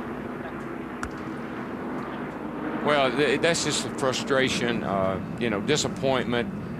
That's a man right there trying to hold back tears, and so the only way he has to vent some way, and I'm sure that he will regret saying that, but nonetheless, I understand where he's coming from. When he looks back at this, he's going to see that it was not intentional, but at the same time, he can argue that that truck wouldn't have been in this field if they wouldn't have entered 5. Yeah, I guess you could argue that, but there's a lot of things you can argue when it comes to racing. Exactly. I certainly would. I don't think I'd place any blame anywhere. It's just bad racing luck. Guys, I tell you what, look who is in 7th, 8th, and 9th position. Oh yeah, they're right hooked now. They're hooked together. Yeah, they can all see the championship right there. You see Ted Musgrave has the advantage of 4 points right now over Travis Quabble, but hey, they know what each other's doing now, so they've got an eye, and they said that, I mean, we're in the midst of one of the greatest point battles that's ever been in the Craftsman Truck Series right here. 3 trucks right now within 5 points. Very seldom do you come down to the last race, last few laps, and you still got 3 guys mathematically in it. Ray? Hey, Rick, keep in mind a teammate could be a really big advantage if they help you. Remember back in 1999, Greg Biffle had a 21-point lead at the start of the final race of the season. His teammate was Mike Bliss, who you're looking at right now. He's down here in the 16 pits, but on that day, Bliss finished 5th, and he blocked Biffle on the last lap of the race. Biffle ended up finishing 7th, and he lost the championship that day by 8 points. Why did Bliss block Biffle? Because he knew he wasn't coming back to Roush Racing the next year, and he was going to do whatever he could to try to have the best finish and keep Greg from winning that championship. Kind of weird that a teammate could go against you, but now we've got a bunch of other trucks out here still with teammates. But what about poor Dennis Setzer? He doesn't have anybody that can help him or hurt him today. We take a look at those teammates that Ray was talking about. Ultra Motorsports with 5 trucks. Now the 10 of Marty Houston off of the track. So there's 4 Ultra Motorsports trucks still out there. Travis Kvapil, obviously, with Jack Sprague, who's a 3-time Craftsman Truck Series champion as a teammate. Now, so far, none of these teammates have done intentionally anything to change the outcome of this race. Now, you know, an accident happened, it did. But I say so far, because now we're getting down to the end of the deal. Yeah, well, strategy is strategy. You know, you wouldn't enter 5 trucks if you didn't have a reason to enter 5 trucks. So, I mean, that's smart. Let's face it. You can call it what you want to, but having that many guys out there on your side is a good thing, particularly when you're trying to win a championship. On health issues, Brendan Gaughan obviously has been released from the Care Center. Marty Houston also has been released. Brian Reffner still in the Care Center, and they're checking him out. And racing is, listen, it's unpredictable.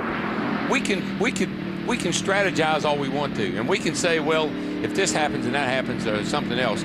But racing is unpredictable. Nobody knew what happened off turn 4 was going to happen. It just did, and now we got a whole new deck of cards. Marty Houston is one of the Ultra Team guys. He could have just as easily taken out Ted Musgrave as he did Brendan. Yeah, so, absolutely. You know, it certainly wasn't intentional, and unfortunately, Brendan was in the wrong place at the wrong time. You surely don't think he looked back in his mirror and said, you don't think I'll go up here to hit this wall and come down the track and hit Brendan in the side, knock him in the wall, and knock him out of the race? I don't think so. No. And all of the drivers had heard from their spotters the yellow's coming out. So he was checking them. Problems right away. Dennis Setzer, Travis Kvapil getting into the back of Dennis Setzer as they had to check up as the green flag came out. Well, you ride around here on hot tires, pick up a lot of sand, debris off the track, and sometimes you'll spin the tires on restart. Well, these trucks have about 700 horsepower. Some of these guys will restart in first gear and some of them second. And you try to put all that power down, and a lot of times, as you mentioned, those hot tires, they just spin them. Plus the sun's going down, the temperature on the track dropping down after that caution, so. And Musgrave's looking underneath the 16 as they come off turn 4. The championship battle, Ted Musgrave and Travis Kvapil side by side moving into turn number 1. Kvapil to fall back in. Kvapil out in front of Musgrave as they work their way through 1 and 2. So Travis going to move to the inside of Dennis Setzer. But it's all on the line here. They're racing each other, and whoever finishes ahead of the other guy is going to win the championship. They've got some calculators smoking right now. And they're rubbing. And they're telling those drivers, you got to pass this guy. You got to pass that guy. And now here comes the 18 in there. Battle for the lead. Bobby Hamilton out in front of Rick Crawford as they go past the stripe. I just believe Bobby Hamilton, his truck has been so good all weekend long. Qualifying, practice, the whole deal. He's the man to beat for the win. Now, Phil, as far as mathematics go, we've always joked that you can run numbers in your head as fast as anybody can.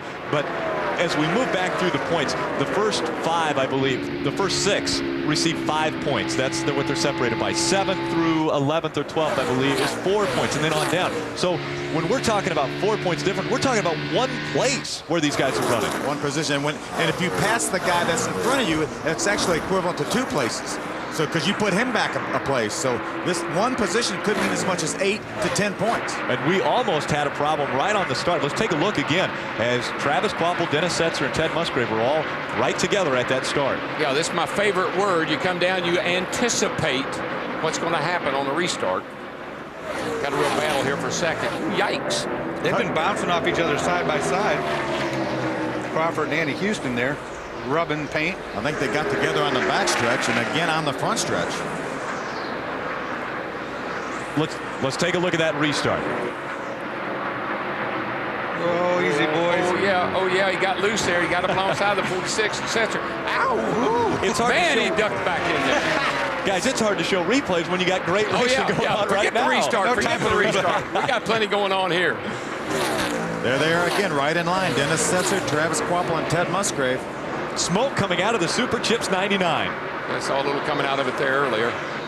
Barry, what's happening? Well, I think you guys hit on it earlier. Right after the flywheel comes the oil pan, but I'm not sure. But it's coming out from up around the fender wells, and I don't think that's the flywheel.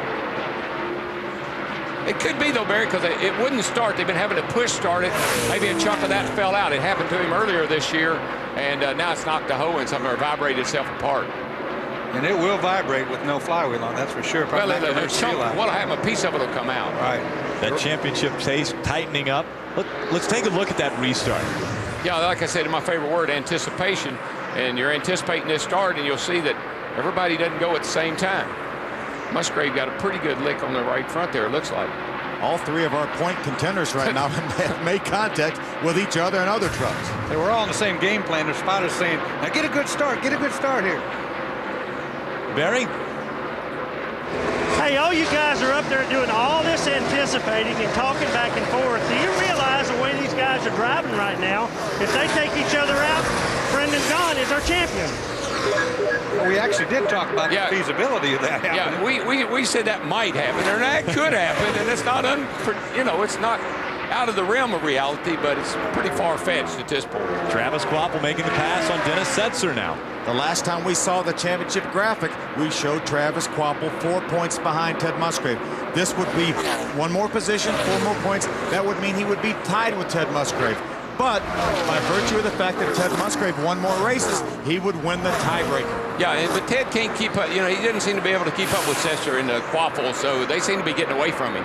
They're tied right there. Ted Musgrave, Travis Kvapil with 11 laps to go. Does it get any closer than this? And it's up to the Chevrolet boys that can, to figure this deal out for themselves here. Well, I've watched that 16 truck all year long, and when he's at his best is right at the end of the day. And he comes on like a gangbuster right at the end of the day, and he's doing it right now. Ray? Hey, Rick, if Travis and Ted were to tie each other, Ted would actually win the championship because he's got 3 victories this year.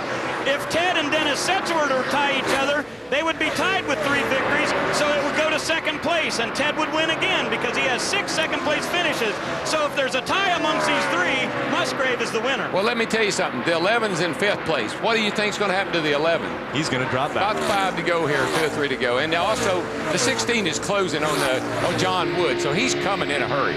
Yeah, right now, all Travis Kvapil needs, if Ted Musgrave maintains the position he's in, which is 9th, all Travis Kvapil needs is 1 more position, whether that's Jack Sprague or John Wood, who's the next truck in front of him, 1 more spot. And Darrell, you're right. We talked about Travis Kvapil being stealthy. You don't see him until the end, and all of a sudden there he is in your face and coming hard. Every race I've watched, Indianapolis comes to mind. I mean, he struggled out there most of the evening, but at the end of the day, he was second. And closing on the leader in a hurry, and now he's closing down here on the back bumper of these 2 trucks in front of him. We talked at Las Vegas. Jack Sprague was running second on the last lap at Las Vegas.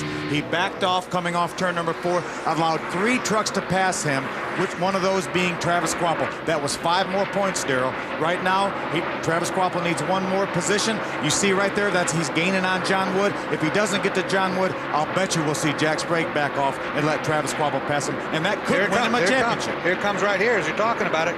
I see him slowing up.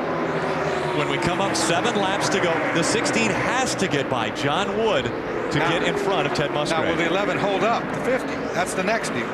Can he slow up the pace? Stop behind Sprague and make sure Travis does not pass it. We're hearing the strategy right there. That was Travis Kvapil's radio.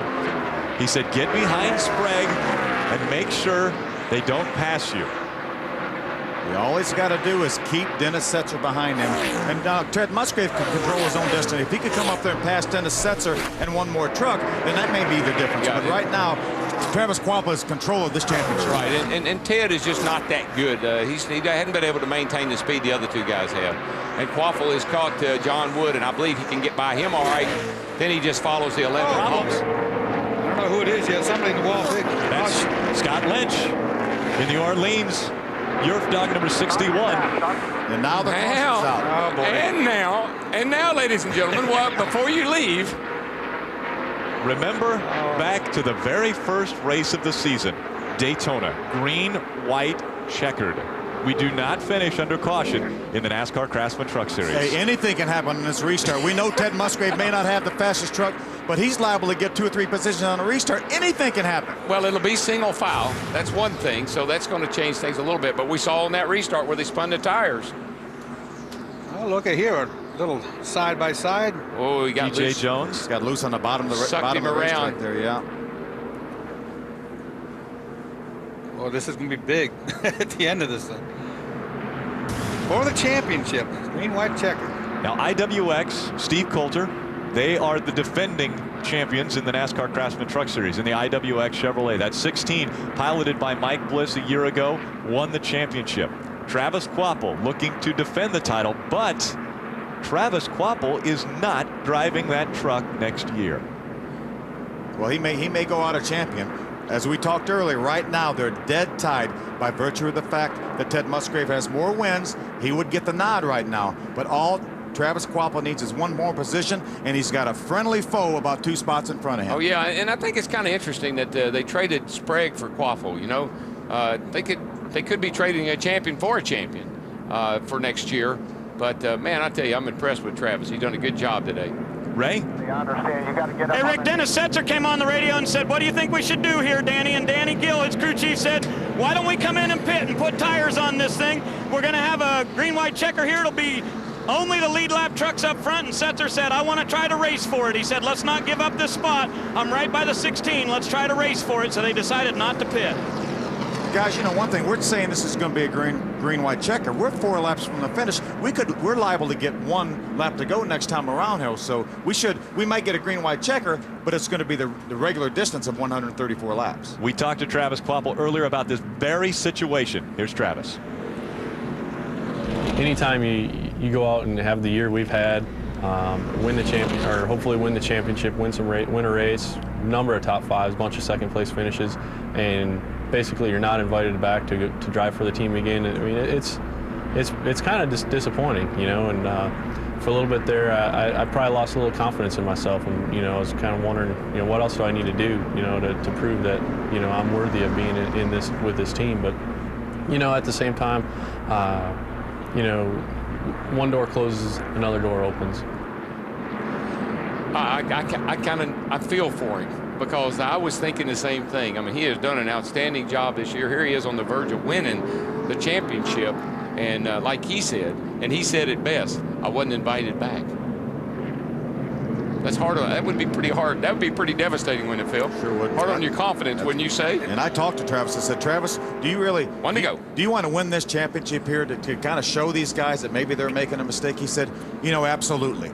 Absolutely. I want to show these guys that, hey, they're getting a great driver in Jack Sprague, but I think I'm a pretty good driver too, and I think we've done a pretty good job this year. Ray Dunlap. Phil, I just wondered what you guys' opinion is about the 11 who is about to drop behind the 16. Teammates in work here. They're going to make this happen because it's a green-white checker. They've been on the radio. This is Teamworks in action. Is this Formula One or what? I don't think it's right. I wonder what your opinion is. If Sprague backs up and lets Travis go in front of him, I'm not sure I want to win a championship that way. Well, like I said, you didn't enter all these trucks and all these scenarios for nothing. It's playing out like an owner would expect it to when he entered the 2 trucks. You know, if he can help, one can help the other, like it or not, that's the deal. Actually lost the championship being double teamed like that. It's a tough way to go, but it is racing. It is. I mean, Jack's not running bad, and if he hadn't had a bad day, you would expect him out of courtesy to move out of the way. He's not running for a championship. He would almost be better off just to move out of the way and let everybody go by. Now, if he does that, it doesn't affect the points the way that Travis wants it to be. That would be the right thing to do. Right. Be ready. We're coming to the green here right now. Coming to the green. Be ready. Come on. Their single file line. We've got 3 laps of racing to go for the 2003 NASCAR Championship. Green flag. The green flag flies. Here comes Ted. Well, Ted pulled to the inside there. You're not supposed to can't do that. He pulled to the inside before they got to the start-finish line. It looked like he passed Dennis Setzer. Looking on the underneath side of the 16 right now. They are going to black flag Ted Musgrave for that move Look there. at Dennis Setzer going down into turn 3. He's underneath Quaffle. He got by Travis Quapple. And the one's going to be black flagged. Oh, boy. Boy, how would you like to be black flagged out of a championship? The white flag flies. 1.5 miles to go for the 2003 championship.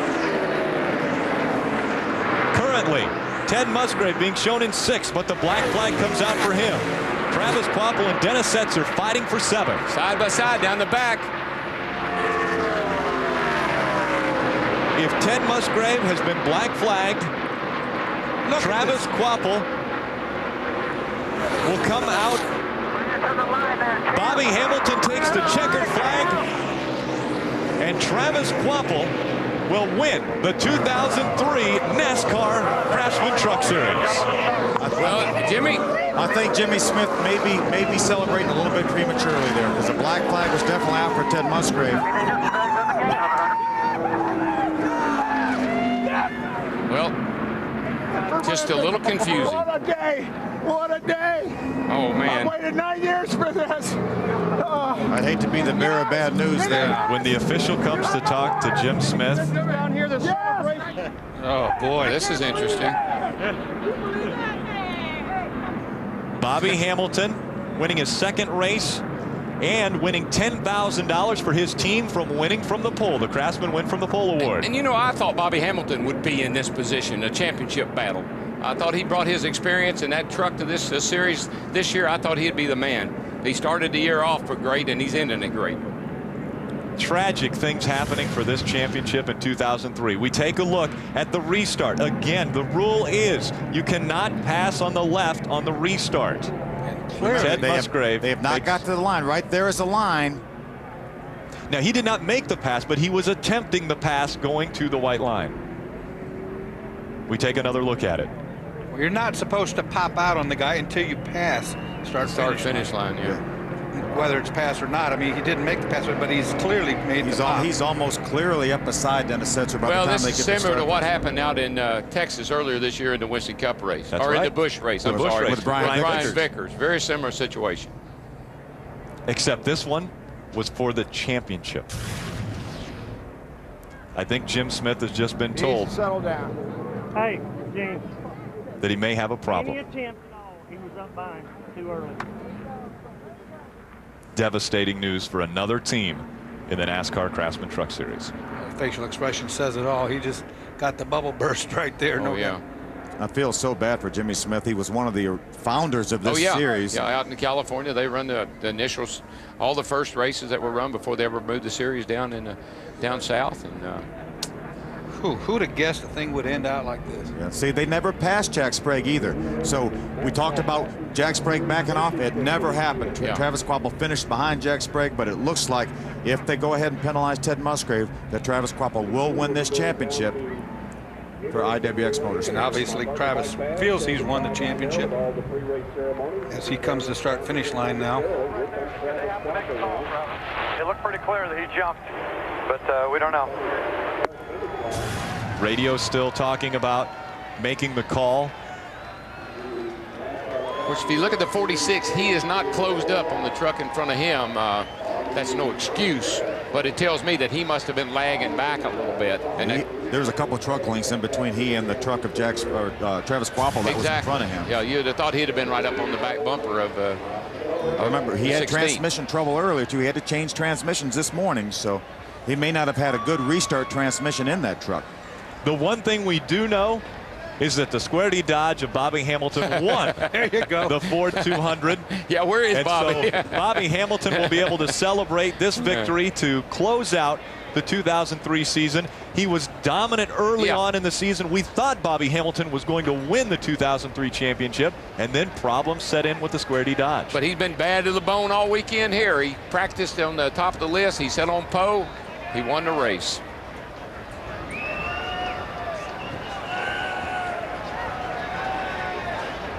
Bobby Hamilton Jr., you see throwing, throwing the drinks. We were watching that championship battle. Bobby Hamilton and Rick Crawford had a tremendous battle for the lead. Rick Crawford actually was credited with leading the white flag lap, 1 lap to go, and Bobby Hamilton ended up beating him through turns 1 and 2 to take the win. And with the championship race so close, we focused on that, but the conclusion of this race was separated by just 18/100ths of a second. It's an awesome race in the front, but the championship situation was just unbelievable. Well, the 16 is on the track, surrounded by people, and the 1 truck is sitting down on pit road all by itself. Obviously a huge decision for NASCAR here, and so they don't want to make the wrong call. They're going to take their time, make sure they saw exactly what they think they saw. But let's go down to victory lane now. Bobby Hamilton getting out of his truck. Nashville's finest crawling down right. Oh man, I'm getting champagne, everything all over me. $10,000 Craftsman win from the pole. Bobby, the last 3 or 4 races, you guys have gotten back on track. What a way to carry momentum into 2004. I tell you what, we feel real good about it, Barry.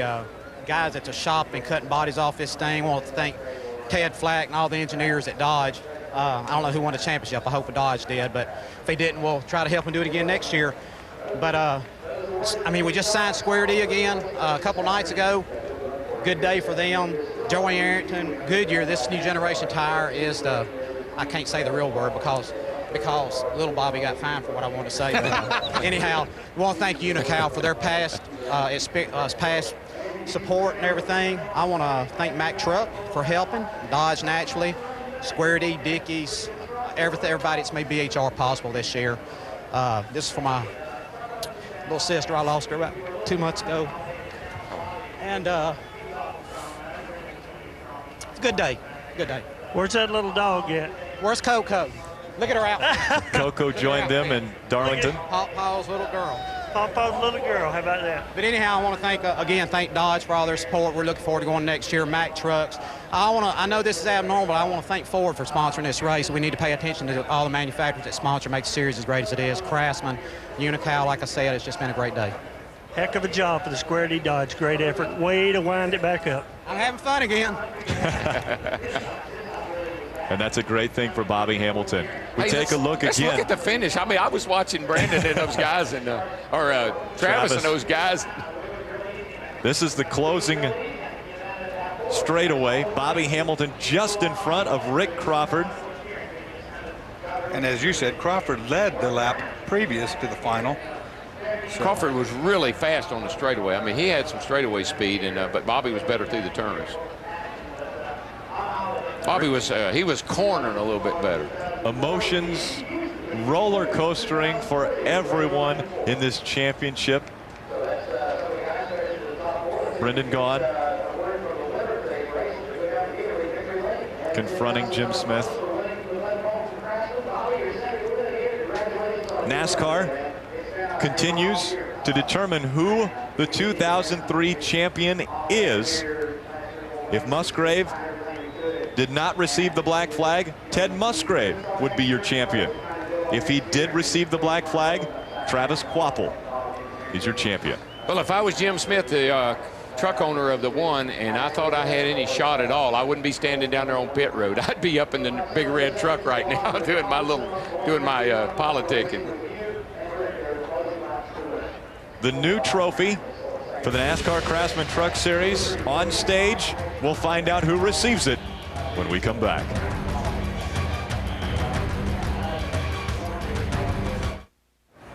Welcome back to Homestead, Miami.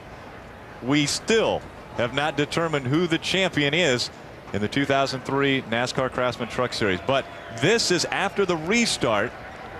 See, there's Ted Musgrave right there, but again, this is after the restart. Look up at the flag stand. See that flag? The black flag is displayed. And that's a black flag. You can't pick that one up either. No, we can see that, but there's no way he could see that flag. No. It's it could have been for anybody, but I think he probably knew it was for. Let's go down to Ray Dunlap.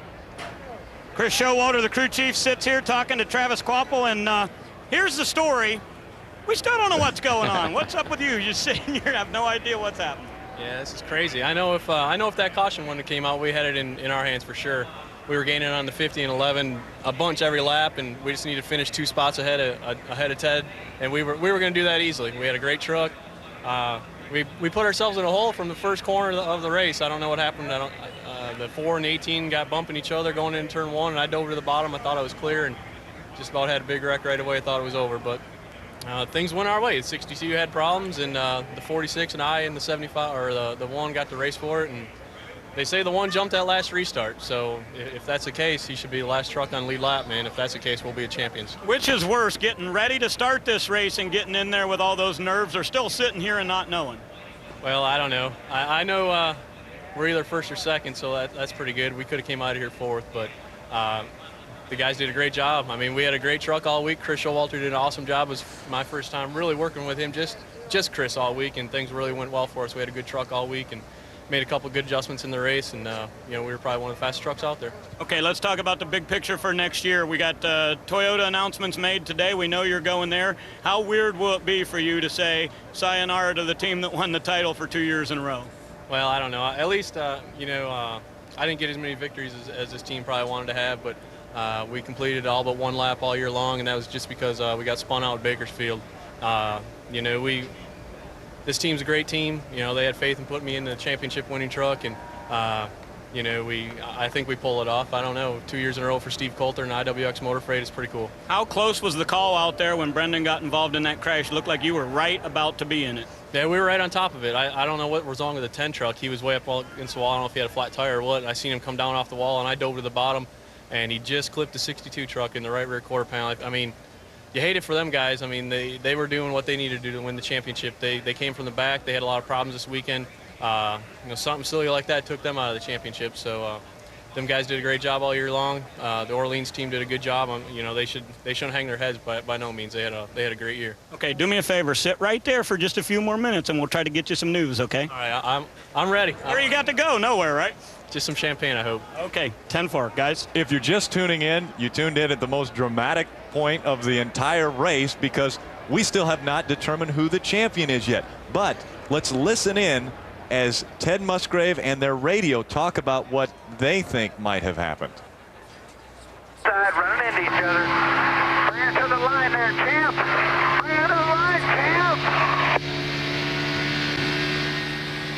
They said they black flagged us. Why? To the left. Everybody checked up. I didn't want to hit them. We got to book this. I mean, they just backed on the gas. I'm on the brakes. Guys, hold that would be my story. Let's hold on 1 second. Barry Dotson is with Ted Musgrave. Well, Ted, we're confused. We don't know. I didn't have a good vantage point from the pits. We don't know right now how it stands. Well, we're coming into green, and I don't know if Travis spun the wheels or he just hit the brakes. Everybody's on the gas, everybody's moving forward, and he stopped, and I turned left to avoid from having a big wreck. And then as soon as I did that, he stood on the gas, and I had to get on the gas too. So it's just one of them deals. I think I know how to win championships now, just play dirty like he does and everybody else. I'm the most fairest guy out there in the world, but it seems like, I say, this sport here and the way it is, the guys that run clean and do the best job they can are the guys that get screwed. Well, I know you put a lot into it, and they just told us Travis is a champion. Yeah, I heard all the boos. Huh. I'm with you, brother. They put you back to 13th. Yeah, like I said, that figures. Screw them. That's just the way it's always been ever since I've been in this series. They just don't want me to win and everything. But we keep trying. We'll come back, and like I said, next year, if they don't think we ain't playing fair no more. We're gonna just play like everybody else, and you're gonna see the biggest cheapness of this year at the same day. Right.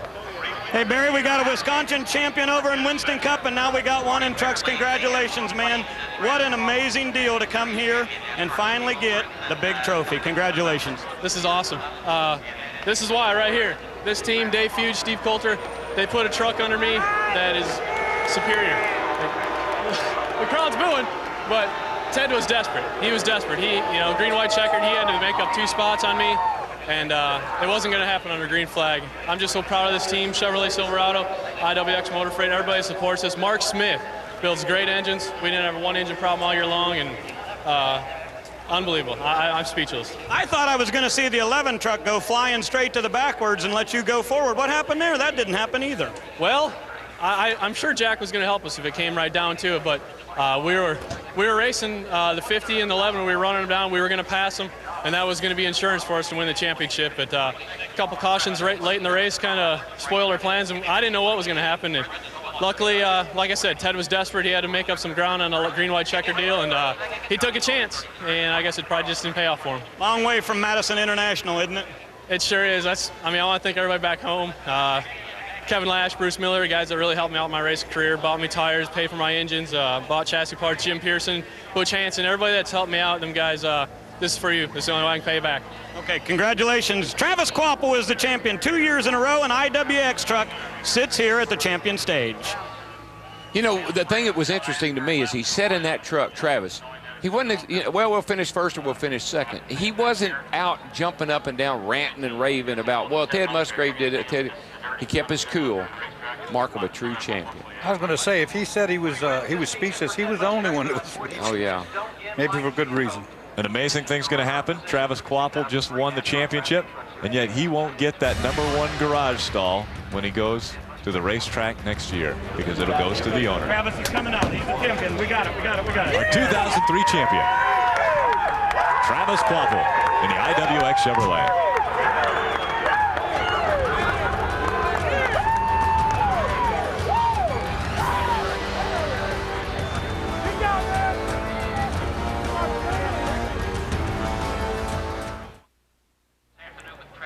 Welcome back to Homestead Miami Speedway. We have crowned our 2003 champion. He has only won 1 race all season, and that is the fewest number by any NASCAR Craftsman Truck Series champion, and also he's the youngest driver to ever win the NASCAR Series. And the race he won at Bristol, if you remember, I mean, he only led 1 lap. So, but our Winston Cup champion only won 1 race this year, too. Those boys from Wisconsin seem to know how to do the math. Let's go to our second place in the points finisher. That is Dennis Setzer with Barry Dodson. You know what, guys? I finally found a happy driver down here. Now, Dennis, you finished 8th. You didn't do what you had to do, but it was a great run for the Morgan-Dollar Chevrolet. Their first venture for a championship, and you're a happy boy. Boy, I'm so happy, Barry, and I ain't about to cuss. I can tell you that. All these guys are happy around here. You know, it's just a great day for us on the Axiom Silverado. Came from a long ways back this year during this championship, and these guys worked hard all year, built us trucks all year, whatever we need to do, and I'm proud of all of them. Thank you very much. You're a class act. Thank you very much. You know, we'd like to thank Unocal. This is a lot of years they've been involved in our sport. Been a great, great supplier of fuel for us for a long time. We'll miss those guys dearly. There you have it, Dennis Setzer. Dennis Setzer. We take a look at the Ford top 10 or Ford point standings for this championship. Travis Kvapil wins it by 9 points over Dennis Setzer. Ted Musgrave in 3rd, 18 points back. Brendan Gaughan 4th, 40 points back. The closest finish in NASCAR Craftsman Truck Series history for the championship. I like this point system. It's really a good one. They ought to try it in Winston Cup. We'll be back to celebrate with Travis Kvapil as he is about to get the hardware.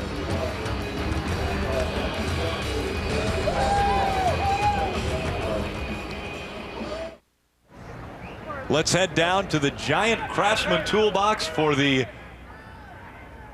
handing off of the trophy. We'll go down to Speed Channel's Ray Dunlap.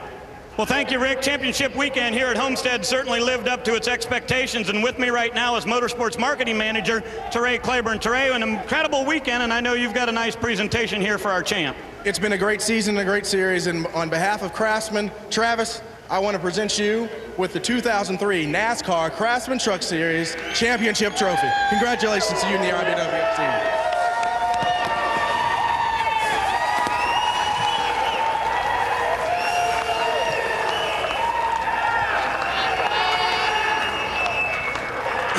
And that's real champagne, folks. I can attest to that. I'll tell you what, buddy, we've already talked to you, but I know the anticipation there was pretty incredible. Has it sunk in yet? You are the Craftsman Truck Series champ. I don't know if I got tears in my eyes or if it's from the champagne. This is pretty awesome. First and foremost, Steve Coulter and IWX Motor Freight. You know, they're the ones that gave me the opportunity to get in this truck after Mike Bliss vacated last year. And Chevrolet Silverado, it's the best truck out here, toughest trucks for sure. Unical, I want to give them a shout out. This is their last year in the series.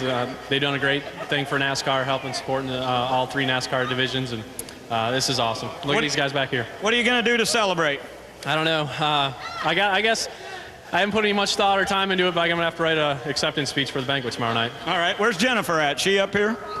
Huh? Get over here. How about a victory kiss, huh? You bet. All right, ladies and gentlemen, Jennifer and Travis Kvapil, the 2003 champions. So the celebration takes place in Victory Lane. Travis Kvapil, the second Raybestos Rookie of the Year winner to win the championship. Can't help treat.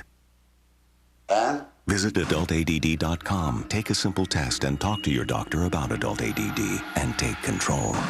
Tonight, get revved up with speed. First up at 6, NASCAR past champions with a look at 3-time champ David Pearson.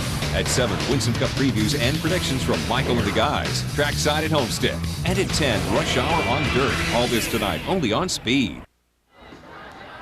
Coverage of the NASCAR Craftsman Truck Series Ford 200 on Speed Channel is brought to you by the next Ford F-150 and by Craftsman, the official tools of NASCAR and the NHRA. Let's go down to Barry Dodson, who's standing by with John Wood. Well, John, not too bad of a run. Top 10 here. Travis Kvapil was really closing there late, and he needed that spot. Did you see him coming? Yeah, I saw him. It was like a herd of elephants coming. Him, Setzer, and Musgrave. And when we made it 4 wide on the back straightaway going into 3, none of those guys were going to back off. So I figured I might as well have to be the soft guy and do it. And man, what a race! It reminds me of Daytona. I mean, we come to these big places like this with the big spoiler package, and it's just the most exciting race you can imagine. It was hairy pretty much all day. A lot of sand on the racetrack, stuff like that. Do you like the racetrack? I know you didn't get to run the old one, but how you like this one? Well, I mean, it was hairy all day, and even on and off the track. You know, it's a lot of dirty talking. My mom always said, "Don't cuss, call Gus. He will cuss for both of us." So, keeping it clean, man. Attaboy. There you go, man. He's always a lot of fun, John Wood. Right? He's not old enough to cuss. Hey, Barry, Rick Crawford is standing here, and I'll tell you what, all I did was look down here and watch for the points contenders to come by, and I didn't notice there was a really good race up front, wasn't there? Well, it's pretty important to watch a points race, but it was important for us to win this last race here at Homestead Miami Speedway. What a great facility they turned this place into. It's always been nice, but they built a racetrack here. Me and Bobby Hamilton give it a heck of a run, and we led the white flag, but we didn't lead the checkered, and we come up second with the Circle Bar Motel and RV Park Ford F-150, and Robert and Doug Yates engines under the hood did a super job, and my pit crew guys were great. They got us out in the lead after caution circulated the pits, and got me out second. First truck with a 4-tire stop, and we led most of the day, but just couldn't lead that last lap. Now, you won here in 1998 on the completely different racetrack. Which one do you like better? Well, I'll rate this one a 10 today because we ran good and had a lot of fun and pulled off some moves that maybe somebody across the fence will see, and because we want to take that forward up front. Okay, Ray Stonkus will probably not be full-time with you next year. Blake Bainbridge, who's been helping you now, is going to the Busch Series. So what's the deal with this team, and who's going to be calling the shots? We're interviewing for crew chiefs. We know we got a race team that can run up front, and we got a pit crew that can do the job. We got engines under the hood. We got a good product to sell, and we'll try to get a crew chief here in the next couple of weeks and go do some testing, and so we're interviewed. Okay, you had a great day today. Rick Crawford finishes second on the podium here at Homestead. And let's take a look at the other finished positions. Bobby Hamilton, of course, coming home for his second win of the season, Darlington, and now closing out the season with a win here. Rick Crawford in second. Two-tire Dave Starr hung in there pretty good. Those 2 tires he took on that last stop. Remember, guys, Dennis Setzer set an all-time Craftsman Truck Series record by getting his 20th consecutive top 10 finish in a season. And T.J. Jones right there. Taking that record away from Ron Hornaday. Right. Look at the next page here. Ted Musgrave, disappointed as we saw. Kelly Sutton, really good job by Kelly. Kelly looking to run the entire season next year if she can. And Buddy Rice. I mean, you know, there's not people that just show up and run with these guys every week. So a bunch of these new names really in the top 20. Then you see Brendan Gaughan and Marty Houston down at the bottom of this page here. What a heartbreaking day for Brendan Gaughan. Take a look at the final 6. Brian Reffner, we've been told, had been taken to the hospital to check out an ankle. He was having problems with that, obviously, from the collision with Brendan Gaughan.